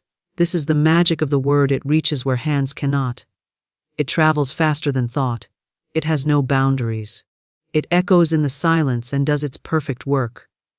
Many carry words spoken over them in childhood, in moments of fear, in seasons of failure. Those words formed agreements in the subconscious. But every word can be broken by a higher word. Every curse can be dissolved by a blessing. Every negative affirmation can be overwritten by a divine declaration. I am enough. I am loved by life. All that is mine by divine right now flows to me. These are not just comforting statements. They are weapons of light. They pierce the darkness, they uproot lies, they restore the mind to truth. To use your word as a wand requires awareness. You must listen to yourself. You must notice the words you use when you're tired, stressed, disappointed. That is when the old patterns emerge. That is when the old programming speaks. But now you have a choice. Instead of repeating the familiar curse, you lift the wand. You speak the new truth, even if your voice shakes. Even if you don't yet feel it. The power is in the saying. The feeling will follow. The evidence will come. You need not speak loudly. The whisper holds as much power as the shout when spoken with conviction. The law does not respond to volume. It responds to vibration, to clarity, to intention. When the word is spoken in alignment with divine law, backed by the authority of faith. It slices through resistance like a blade of light. When spoken hourly, with reverence and focus, it becomes an unbreakable rhythm, a pulse of truth that trains the mind, heals the heart, and brings order to the life. Words are spells. To spell is to cast, and you cast with every sentence you speak. So choose your words as a sculptor chooses the chisel. Let each one shape your reality with purpose. Let each one echo the truth of spirit. Let no word fall from your lips that you do not wish to see made flesh. Speak as one who knows the power of the word. Speak as one who commands the law. Speak as one who understands that the word spoken is the first movement of manifestation. That the invisible becomes visible through the door of speech. That your life, as it is now, is the result of words once spoken. And your life to come is the result of the words you choose today, this hour, and every hour henceforth. The divine pattern is perfect, and your only task is to align with it. You are not here to create perfection, for perfection already exists in the invisible. You are here to reveal it. Just as the rose does not struggle to bloom, and the tide does not argue with the shore, your good already exists in a state of completeness, awaiting only your recognition. The divine idea of your life, whole, abundant, joyful, peaceful, has been held in the mind of spirit since before you were born. It is your blueprint, your original design. The key is not effort but agreement. Affirmation is the tool by which you agree with the divine pattern. Every time you speak the truth, I am whole. I am guided. I am supported by life. You remove the dust that hides the gold beneath. You are not asking for something new to be created. You are allowing what already is to be revealed. You are clearing the fog from the mirror so the reflection of your divine self can shine forth. You are tuning yourself to the frequency where your good is already playing, like turning the dial of a radio until the music comes through clearly. You may have lived for years with a belief in struggle, with an identity wrapped in lack, with a consciousness tuned to delay and denial. But the divine pattern has not changed. It remains untouched. It is like the sun shining behind a curtain. Your hourly affirmation opens the curtain. A little more each time until the light floods in. It is not that the light was absent. It was simply blocked by belief. Now you are making new choices. Now you are speaking in alignment with truth. And the pattern responds. The universe is not chaotic. It is governed by law, by symmetry, by precision. Your life is not random. Every condition is the result of a belief, either conscious or unconscious, that has been impressed upon the law. But when you begin to affirm truth hourly, you insert a new belief into the matrix. A belief that aligns with the divine order already in place. You say, I walk in divine timing. You say, the right people and opportunities come to me now. You say, everything is unfolding perfectly for me. These are not hopes. These are activations. These are signals that bring you into alignment with the pattern that already exists. There is a rhythm to the divine. The moon does not forget to rise. The seed does not forget to sprout. The seasons do not miss their cue. You, too, are part of that rhythm. But when the mind is filled with fear, with urgency, with resistance, it falls out of sync. Affirmation brings you back into harmony. It slows the racing thoughts. It cancels the false urgencies. It places your consciousness back into the flow of grace, where things unfold in perfect sequence, where there is no rush, no forcing, only allowing. Perfection does not mean flawlessness in the way the world defines it. It means completeness. It means nothing missing, nothing broken, nothing delayed. The divine pattern includes your healing, your success, your relationships, your purpose. But you must claim it. You must agree with it. Spirit cannot impose its will upon you. It awaits your cooperation. Your affirmation is your signal that you are ready, that you are available for the good that has always been yours, that you are willing to let go of the lesser to receive the greater. This is why hourly affirmation is so potent. It keeps your mind anchored in the truth. It prevents the old lies from taking root again. It trains the emotional body to stop reacting and start receiving. When you speak truth every hour, you are not begging. You're aligning. You're not pleading for a miracle. You're stepping into the stream where miracles are natural. You're not striving for success. You're allowing the divine pattern of your own success to unfold as it was always meant to. You are not broken. You are not behind. You are not in need of fixing. You are in need of remembering. Remembering who you are. Remembering what life is. Remembering the pattern that was placed within you before time. Affirmations are the language of remembrance. They call your consciousness back from its wanderings. They return your focus to what is eternal, unchanging, and whole. They restore the vision of your perfection until you see it not just in meditation, but in your body, your bank account, your home, your relationships, your work. There is nothing too big for the divine pattern. There is no condition that cannot be transformed by alignment. But alignment is not achieved by effort. It is achieved by resonance. And resonance comes through repetition. The more you speak the word of truth, the more you vibrate at its frequency. The more you say, I am supported, the more you feel supported.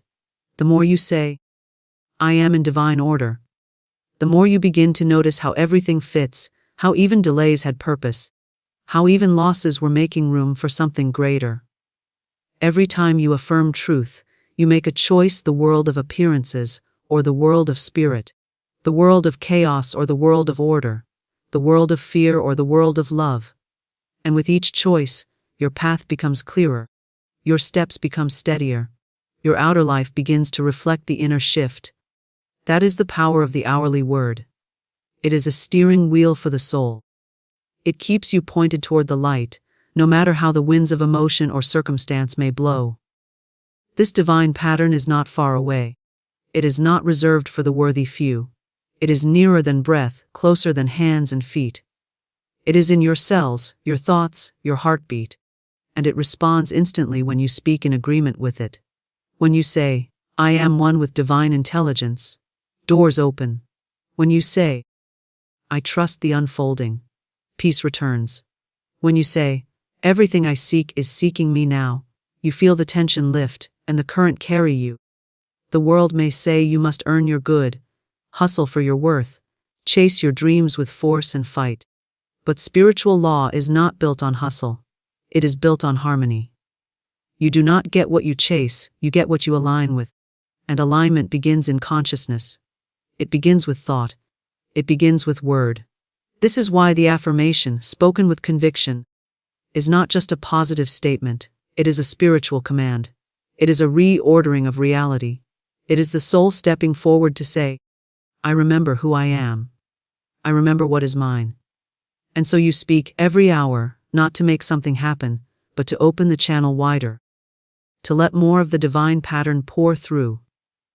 To let your mind and body and heart become instruments of that perfection. To allow the symphony of spirit to play through you, without interruption, without distortion.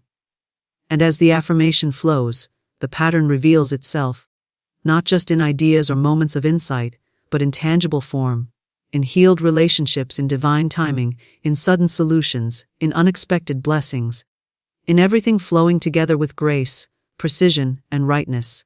Seeker of abundance, there exists within you a golden key, the power of visualization, a sacred faculty that can draw to you the very treasures of the universe. Life is not a game of chance. It is a divine orchestration of thought, belief, and unwavering knowing. The world may say, the lottery is luck. But spirit whispers, your word, your image, your vision is the law. When you stand in the quiet of your own mind and behold your good as already yours, you are not wishing, you are creating. You are not hoping, you are commanding. In the invisible realm, every desire already exists, complete and radiant, waiting only for your recognition. The moment you dare to see it in the theater of your imagination, the universe begins its sure and silent work.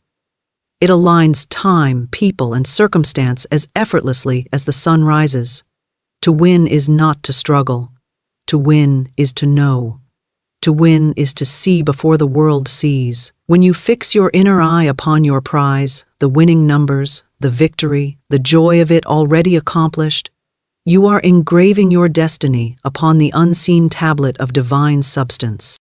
Most souls stumble because they pray with their lips, yet doubt in their hearts. They reach for good with trembling fingers rather than with a kingly hand. But you must stand as one who knows their royal inheritance. The abundance of the universe is not locked away. It is streaming constantly, like a mighty river, waiting for your word to give it direction. When you speak your vision with certainty, when you hold the picture without wavering, when your inner sight is sharper than the world's doubt, you summon miracles as naturally as breath. There is a great law that responds, not to confusion, but to clarity. It moves not for the hesitant, but for the one who sees with the inner eye and claims with authority. In this sacred art, the lottery is not an impossible dream. It becomes a symbol, a sign, of how quickly and precisely Spirit can deliver when you align thought and faith. Each number, each sequence, each detail is already written in the divine mind. As you quiet the chatter of fear and tune into that higher frequency of certainty, the picture grows luminous, the path opens, and what was once a distant hope becomes a living reality. This is not mere wishing. This is commanding the invisible with the authority of your own divine nature. The world may call it luck, but those who know the law call it alignment. They know that when vision is pure and word is steadfast, nothing can resist its manifestation. When you learn to see not with your eyes, but with your spirit, the game is no longer outside of you, it is one within. Long before the numbers are ever drawn, to see it first within, before it appears without, is to understand the hidden architecture of manifestation. All creation begins in the invisible, long before it takes shape in the visible world. The mind is not a passive instrument, it is the blueprint, the sacred workshop where the unseen becomes substance. When the heart holds an image with unwavering certainty, the outer world begins to rearrange itself to match that inner picture. To visualize with power is not to daydream aimlessly, but to impress upon the deep mind the exact pattern of what you desire, so clearly and vividly that it feels more real than the current moment. There is an inner eye, a divine lens, through which you can behold things not yet born to the senses. When you close your physical eyes and open this inner sight, you step into the realm of infinite possibility. Every image held there with conviction is like a seed planted in fertile soil. It does not question how the harvest will come, it only knows it must. When you hold the vision of your winning moment with the calm authority of one who knows, not hopes, the universe begins its precise, silent movement. All things needed to fulfill the image start aligning. The outer world is a mirror. It reflects the inner picture, not the fleeting thought, but the deep, steady impression. If the inner image is blurred by doubt, the reflection will be uncertain. But when the inner picture is sharp, vibrant, and unwavering, the outer mirror must yield to its form. It cannot resist. It has no will of its own. The inner image commands, the outer obeys. That is the hidden law so few understand. People wait for the outer to show them a sign before they believe, but the wise believe first, and the sign follows. To see it first within requires discipline of thought. The mind must be trained to dwell only upon the picture of fulfillment. It must refuse to feed upon fear, hesitation, or lack. The moment you accept the image of victory as already yours, your vibration shifts. Your entire being aligns with that reality, and unseen currents respond. Doors open, timing adjusts. People and events fall into perfect rhythm. This is not chance. This is the invisible law made visible. You may sit quietly and let your inner eye paint the scene in detail. Feel the weight of the ticket in your hand, the thrill of the winning moment, the sound of celebration, the scent of the room, the beating of your heart as certainty fills you. These sensations are not idle imaginings, they are the language of creation. When you feel it as real, you impress it deeply upon the subconscious, and what is impressed must express. The subconscious does not argue, it does not question if it is possible. It receives the image as fact and sets the entire universe in motion to bring it forth. This inner seeing must be practiced with reverence and authority. The more often you return to the inner vision, the stronger its imprint becomes. The stronger the imprint, the faster the outer world reshapes itself to match it. Doubt scatters the seed, certainty roots it deep. You are the sower of every outcome in your life, and the soil of the invisible is always fertile. Whatever you plant in it with feeling and faith must rise. Most people look to the world to show them proof before they allow themselves to believe. They stare at numbers, odds, or statistics and let that dictate their faith. But this is like demanding a reflection appear in the mirror before you stand before it. The mirror reflects only what is placed before it. So too does the universe reflect only what you hold within. If you hold lack, you see lack. If you hold victory, you meet victory. The mirror is never at fault. It is only the image you offer it. The secret is not to strain, not to force, but to rest in the absolute knowing that the inner image is the cause and the outer is the effect. You do not chase the effect, you cultivate the cause. This is the place of true power. When your inner sight is steady, the outer world must follow like a shadow follows form. This is why visualization is not a game of chance, but a law of cause and effect, as real and precise as gravity. To see it first within is to step out of the world of uncertainty and into the realm of command. You are no longer a beggar asking for proof, you are a creator setting the pattern. You need not explain how it will come, for that is the work of the unseen forces. Your only task is to hold the vision with clarity, to see it so completely that no doubt can enter. The clearer the inner vision, the quicker the outer alignment.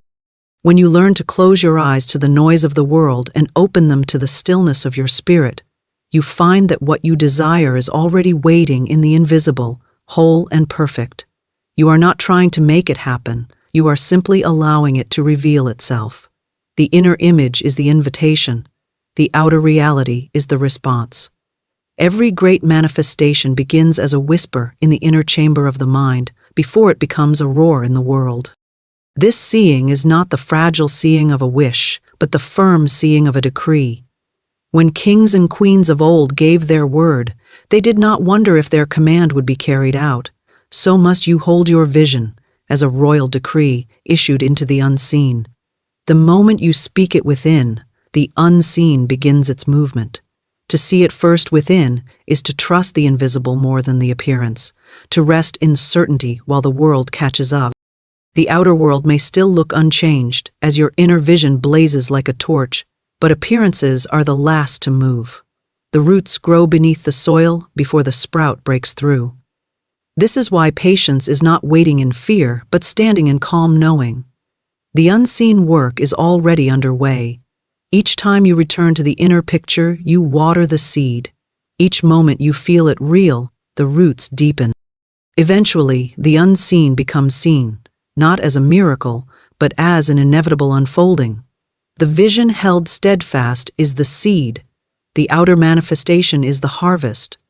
Those who look only at the outer world will call it luck, but you will know it was born in the inner temple of your imagination.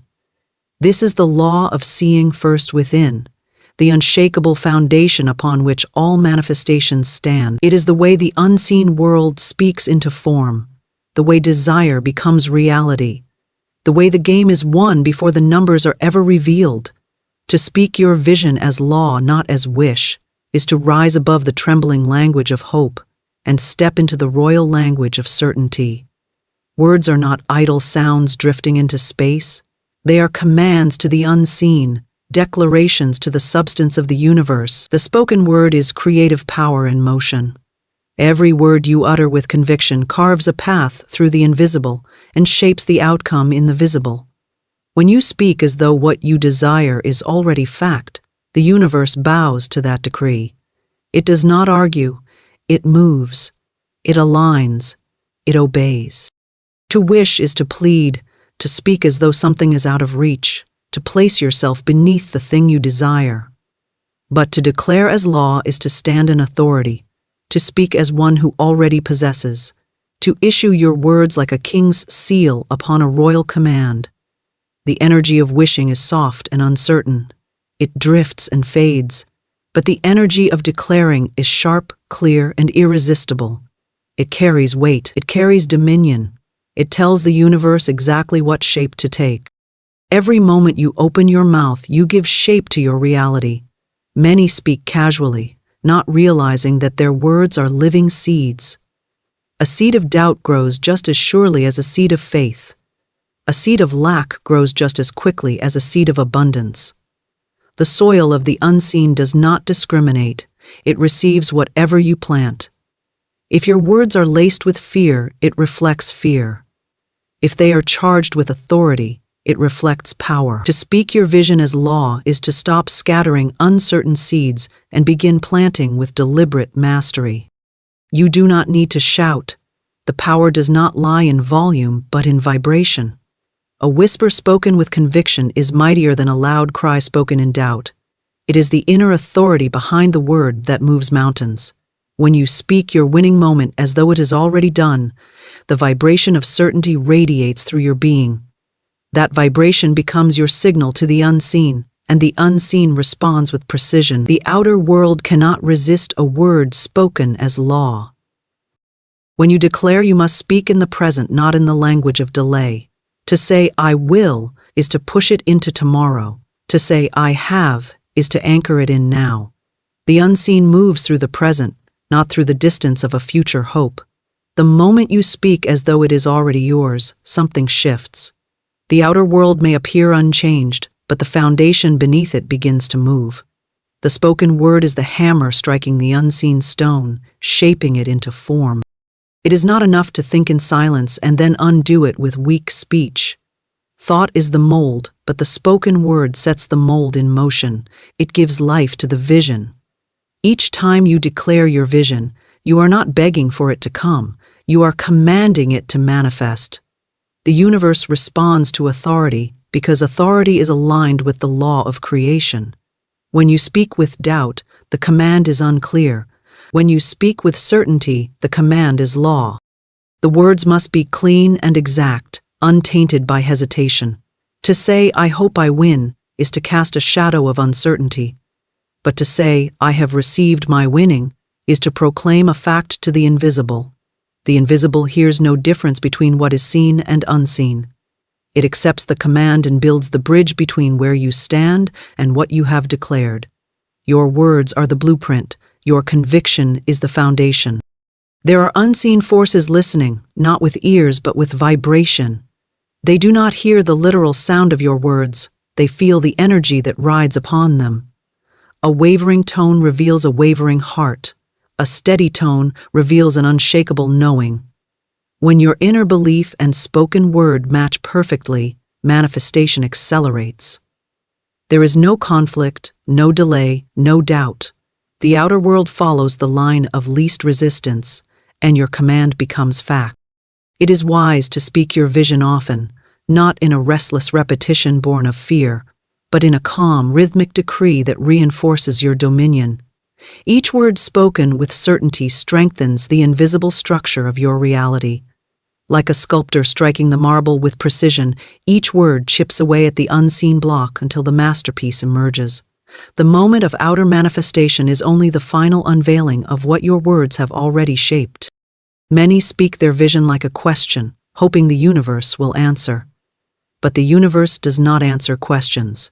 It responds to declarations. It does not move for the unsure. It moves for the commander. It mirrors the language it is given. If you speak as though you are waiting, it gives you waiting. If you speak as though you have received, it delivers the reality of that receipt. To speak as law is to speak as if the invisible is already visible, as if the unseen is already in your hand. This requires a certain stillness within, a certainty that does not depend on appearances. Appearances may contradict your declaration, but they hold no power over a word spoken in authority. The world of appearances is slow to move compared to the swiftness of the spoken decree. The spoken word travels like lightning into the unseen, and the seen slowly bends to its shape. Those who trust appearances speak weakly, but those who trust the word speak with power.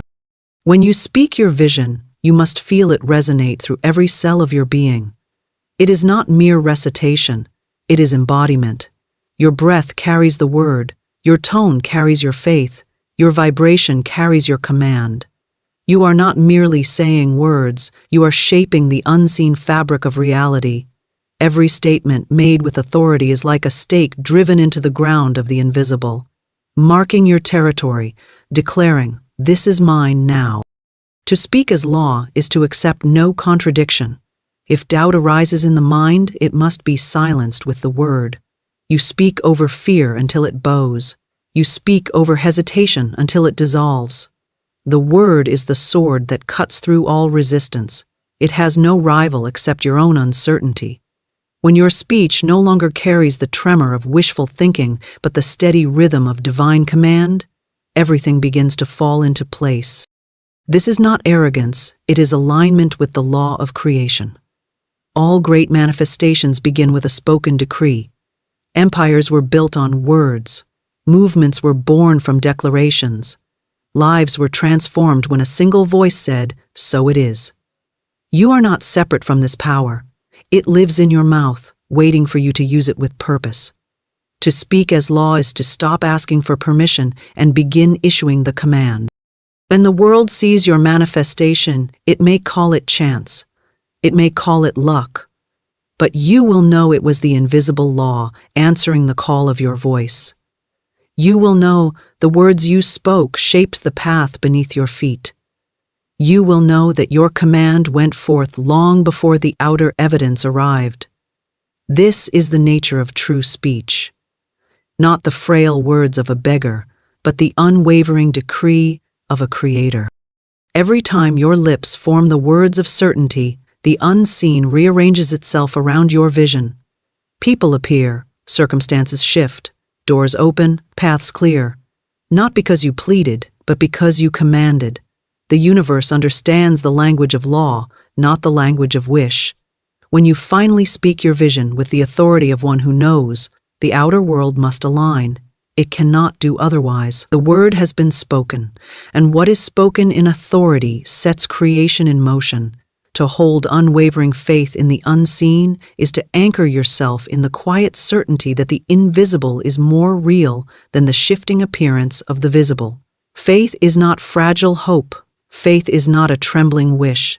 Faith is the steady flame that does not flicker, no matter how strong the winds of doubt may blow. When you hold unwavering faith, you stand in a realm where the outcome is already accomplished, even if the world around you seems untouched. Faith does not wait for proof, it creates proof. Faith does not beg for signs, it is itself the sign. The unseen is the birthplace of everything that has ever come to pass. Every structure, every invention, every fortune, every transformation began in that silent dimension where only the faithful can see. To the one without faith, it is nothing. To the one with faith, it is everything. It is substance before it becomes form, the promise before the manifestation. To trust the unseen is to trust the deeper law that governs all things, the law that responds not to fear, not to doubt, but to unwavering certainty. Doubt is loud, but faith is steady. Doubt demands evidence, but faith creates it. Doubt looks to the world for permission, but faith issues the decree. When you hold unwavering faith, appearances lose their grip on you. You no longer measure your destiny by what your eyes can see, but by what your spirit already knows. Faith does not chase after the visible. Faith knows the visible is merely the echo of the unseen, and what is held firmly in the unseen must eventually echo in form. There is a power in silent, steadfast belief that shakes the foundation of the visible world. While others waver, the one who holds faith remains unmoved. The outer world may shift like sand, but the inner conviction stands like stone. When faith is anchored, the movement of circumstances becomes irrelevant. Delays lose their sting, obstacles lose their weight. Because faith does not depend on appearances, it cannot be shaken by them. To hold unwavering faith is to make the unseen your home. You wake with the quiet, knowing that your vision is already alive in a higher dimension. You speak, act, and move as though it has already arrived. You are no longer a seeker, you are a receiver. Faith wraps you in a stillness that the outer noise cannot disturb. It becomes a fortress around your mind, shielding you from the arrows of doubt. Faith is not blind. Faith sees more clearly than the eyes ever could. It sees through the veil of appearances into the eternal order beneath. Where others see impossibility, faith sees certainty. Where others see delay, faith sees perfect timing. Where others feel lack, faith sees overflowing abundance. To hold unwavering faith in the unseen is to look directly at the invisible and call it real. To refuse to bow to appearances and to declare with your entire being, "It is already done." This kind of faith cannot be borrowed. It must be built. It grows in the soil of repetition, vision, and inner knowing.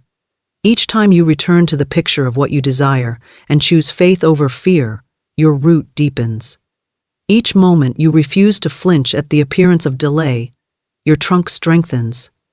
Each declaration spoken from unwavering belief becomes another branch of your inner tree. Soon, your faith becomes a living structure that nothing can shake. Many people hold faith as long as circumstances appear favorable, but when the wind shifts, their faith wavers.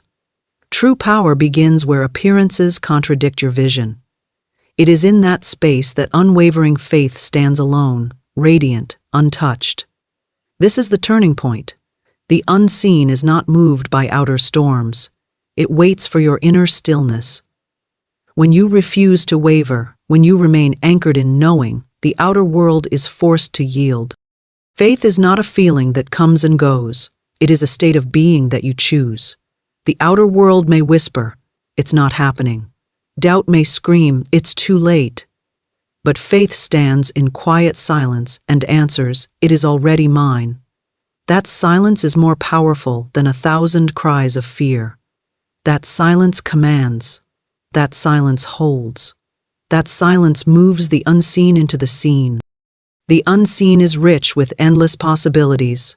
To the wavering, it remains a mystery. To the faithful, it becomes a wellspring of certainty.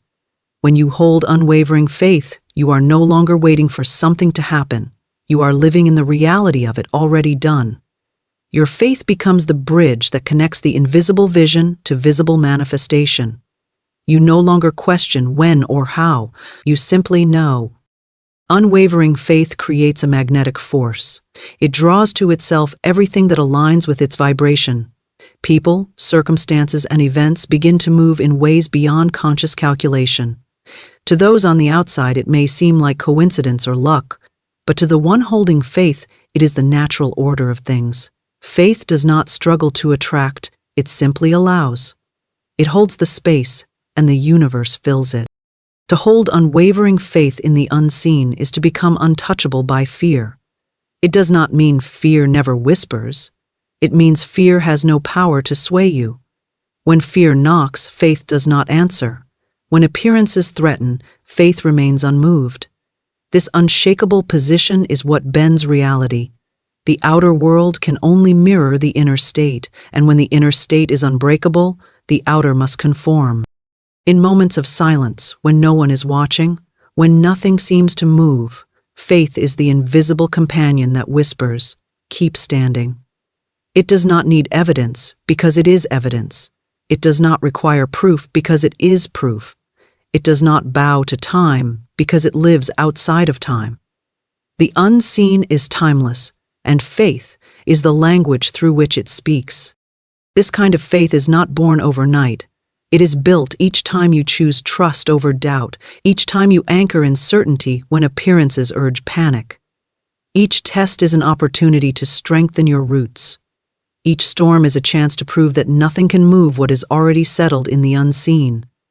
The stronger your faith becomes, the less power the outer world holds over you. Unwavering faith is not loud, but it is unbreakable. It does not perform for others. It is not concerned with convincing anyone. It is a quiet conversation between your soul and the invisible. It is the still nod that says, "I know," when everything else shouts, "You can't." It is the unspoken command that turns the tide without lifting a hand. It is the invisible anchor beneath the surface of the storm. When you hold unwavering faith, You stop negotiating with appearances. You no longer ask, when will it come? Because you know it has already come. The unseen is more real to you than the seen. You walk with a posture of certainty. You speak from completion. You think as one who has already received. This vibration cannot be faked, and it cannot be ignored by the universe. Unwavering faith is the greatest force you can wield because it aligns you with the eternal order of creation. Everything in the visible world must eventually yield to it. The law is precise and unchanging. What is held in faith must become form. What is believed without wavering must appear. It may take time for the outer shell to crack, but the seed planted in faith is already alive beneath the surface. Faith is the invisible foundation upon which all manifestations rest. Without it, words are empty, visions are unstable, and declarations fade. With it, every word becomes law, every vision takes root, every declaration sets the universe in motion. To hold unwavering faith in the unseen is to hold the power of creation itself. It is the key that turns unseen into seen, silence into sound, desire into reality. It is the quiet certainty that bends the fabric of the visible world without force or struggle. To align thought, word, and feeling is to gather the scattered strands of your power and weave them into a single unbreakable current. Most people think one thing, speak another, and feel something entirely different. Their energy is divided, their signal to the universe is blurred, and their manifestations are uncertain. But when thought, word, and feeling become one, the message sent into the unseen is sharp as a blade. It is not mixed with hesitation. It is not clouded by contradiction. It moves through the invisible like a clear beam of light, and creation cannot ignore it. Thought is the blueprint, word is the command, and feeling is the life force that animates the command. If one is weak, the structure collapses. If one contradicts the others, the universe receives confusion, not clarity. To align these three is to become a master of deliberate creation. It is the state where what you think matches what you speak, and what you speak flows in harmony with what you feel. There is no division in your being. You are one clear vibration, one unwavering declaration, one complete force moving through the unseen. Many think of what they desire but speak against it. They entertain dreams in silence, yet give their doubts voice. They imagine wealth and speak of lack. They visualize victory and declare defeat. The unseen listens not only to what you think, but to the vibration carried by your words and the current flowing through your feelings. It does not separate them. It reads the harmony or disharmony between them. A house divided against itself cannot stand, and a manifestation divided in energy cannot form. Thought alone is not enough. A thought without spoken word and feeling is like a seed left on a rock. It holds potential but never takes root. Words alone are not enough either. Words without matching thought and feeling are hollow shells. The universe feels the emptiness behind them. Feeling alone can be powerful, but if it is tangled with contradicting thoughts and words, it becomes scattered energy. Manifestation requires all three to march in step like a single army, not wander like three strangers. When your thought says, I have, your word must echo, I have, and your feeling must hum with the quiet joy of already having. That is the state of alignment. In this state, you no longer send out mixed signals. You no longer pray one way and fear another. You no longer build with thought and tear down with word. You stand in unity within yourself, and this unity is power. The unseen does not question or delay when it receives a clear, harmonious signal. Thought is the beginning of all creation. It is the image drawn upon the canvas of the invisible. When your thought is fixed on your vision with clarity and certainty, you shape the unseen with precision. Word gives this thought a voice. It declares it into existence. It turns the silent picture into a command. And feeling breathes life into the command. It charges the declaration with vitality, like wind filling the sails of a ship. Without feeling, words are dry, and thoughts remain idle sketches. With feeling, they become living forces moving through the invisible. Feelings are the language the universe understands most directly. You may speak many words, but the feeling behind them reveals the truth.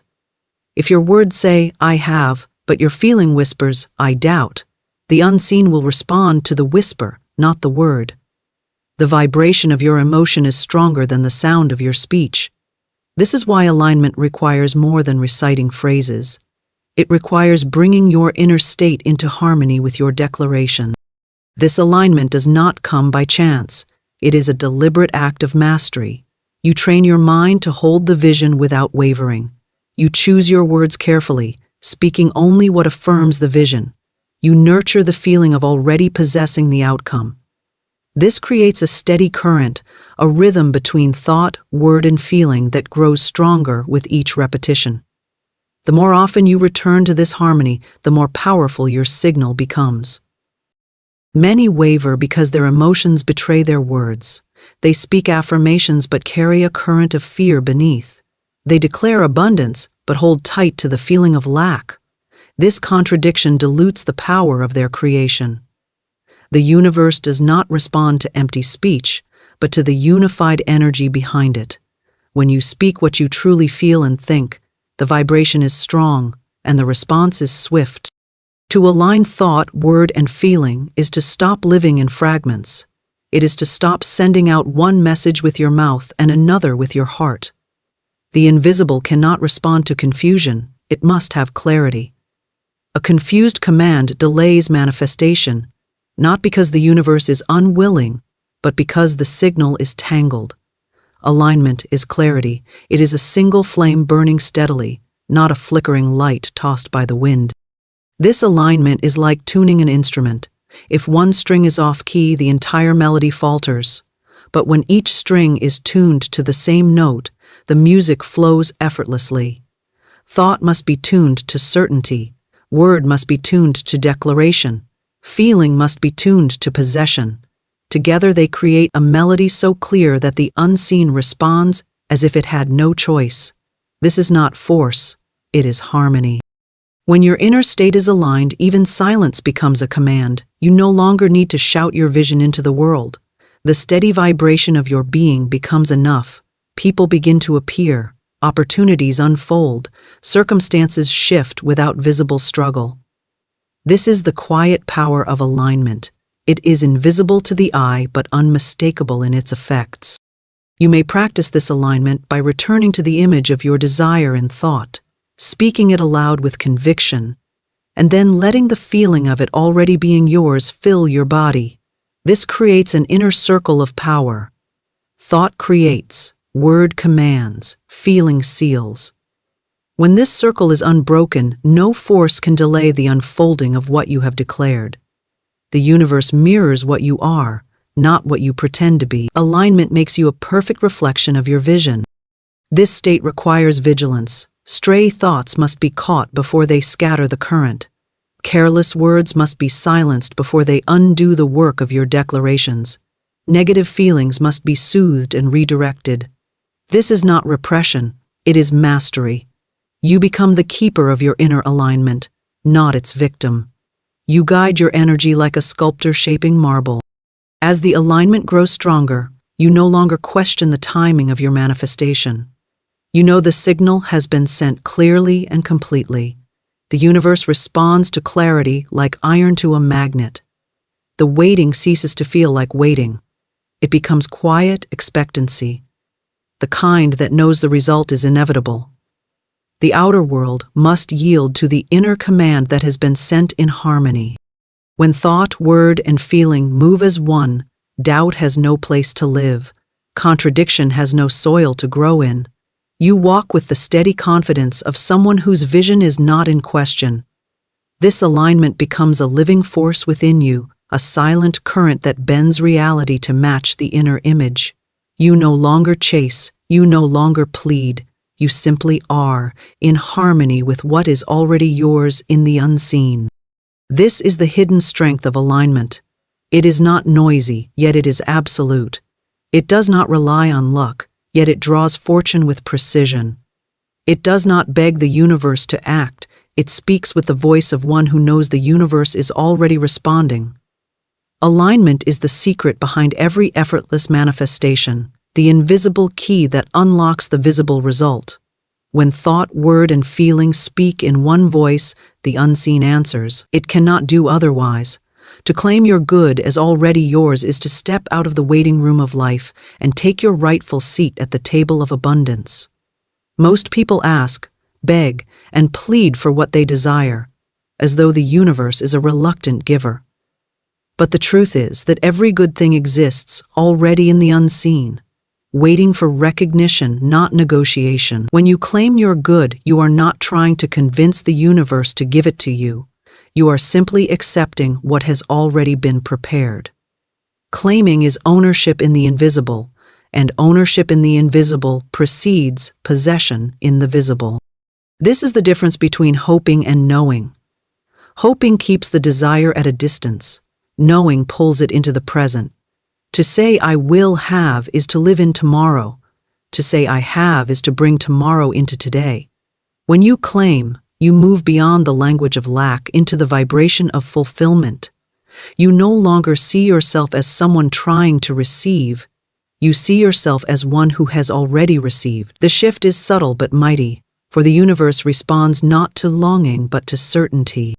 To claim your good is to remove the gap between you and what you desire. It is to act, think, and feel as if the thing you seek is already part of your life. The mind does not know the difference between what is vividly imagined and what is physically experienced. The moment you claim, the unseen begins to adjust to match your inner state. Circumstances bend, timing aligns, opportunities surface, not because you are forcing the universe, but because you have accepted the reality of what is already yours. Many live in a perpetual state of waiting. They wait for a sign, for luck, for a perfect moment. But claiming requires no waiting. Claiming is a quiet, absolute decision. It is standing up within yourself and saying, "This is mine now." It is not arrogance, it is alignment. It is not demand, it is acceptance. What you claim in the unseen becomes your anchor, and the outer world has no choice but to follow. Claiming your good does not depend on evidence. Evidence arrives after the claim, not before it. If you wait for proof to believe, the claim is weak and easily shaken. But when you believe without proof, the claim becomes a law. The unseen begins to weave the outer pattern in response. Your claim is the stamp that seals the vision. It is the quiet authority that says, "This is done," even if nothing outside seems to have changed yet. To claim your good is to speak, move, and feel from the position of possession. When you claim, you no longer ask questions like when or how. Those questions belong to the uncertain. You declare with finality. You occupy the reality before it manifests. You walk as the owner, not the seeker. You are no longer outside looking in, you are inside, living the reality of your claim. The claim is made in the present moment. It cannot be postponed. You cannot claim tomorrow what must be claimed today. The unseen responds to now, not later. Each time you return to the vibration of already having, your claim strengthens. It becomes like a flag planted in the ground of the invisible, a marker that cannot be moved by doubt or delay. Claiming is not loud, but it is absolute. It does not need to convince, it does not need to prove. It simply is. It stands like a mountain, unaffected by appearances. Even if nothing seems to move on the outside, the claim remains unshaken. This is its power. The universe responds to unshakable claims because they carry the vibration of completion, not the vibration of need. Many speak of what they desire as if it is far away. They say someday, one day, if I'm lucky. These words keep the good suspended in the distance, always waiting, never arriving. But the one who claims says now. The one who claims understands that possession in the unseen is the beginning of possession in the seen. The world calls it faith, but it is more than faith. It is ownership. Ownership carries weight. To claim your good is to shift your identity. You no longer identify as someone chasing what you want, you identify as someone who already lives it. Your thoughts begin to reflect this new identity. Your words become statements of fact, not requests. Your feelings align with the joy of already having. This alignment creates a magnetic field that draws the visible into harmony with the invisible claim. When you claim something, you make it part of your self-concept, and the outer world can only mirror what is held in your concept of self. If you claim wealth, you begin to walk like one who has it. If you claim victory, you speak like one who has already won. If you claim abundance, you think and act from abundance. The unseen matches this inner state with outer evidence, not because you forced it, but because you owned it. Claiming is not the same as wishing. Wishing looks outward, claiming looks inward. Wishing waits, claiming accepts. Wishing is uncertain, claiming is final. When you claim, you no longer need to repeat desperate affirmations. You speak once with certainty and your actions follow that certainty. You do not chase the thing. You stand still in the knowledge that it is already yours. This is why claiming is so powerful. It bypasses doubt entirely. The claim must be felt as real. Words alone will not suffice. If you claim with your mouth but deny it in your heart, the claim is hollow. But when your feeling wraps around the claim like a seal, it becomes unbreakable. You live as though the unseen has already become the seen. That vibration is unmistakable to the universe. It commands response without force. Claiming your good is also an act of release. When you claim, you let go of striving. You stop trying to make it happen and allow it to unfold. Ownership does not beg. Ownership does not chase. Ownership stands. This standing is not passive. It is alive with quiet certainty. It is a posture that says, I already have it.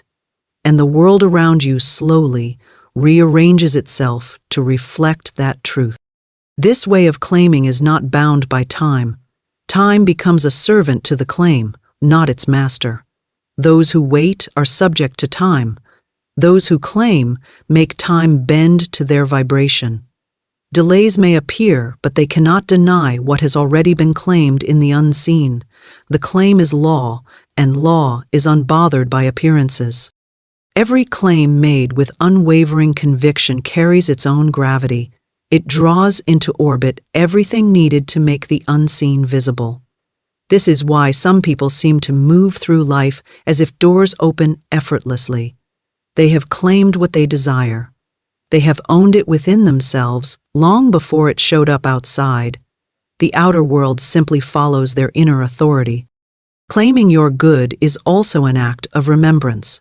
You are not convincing the universe. You are remembering who you are and what is already yours in the infinite field of possibility. The universe is not withholding anything. It waits for your recognition. The claim is the recognition. It is the moment you say, I see it, I accept it, I take it now. This is the language the unseen understands.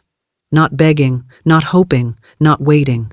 Claiming, standing, owning.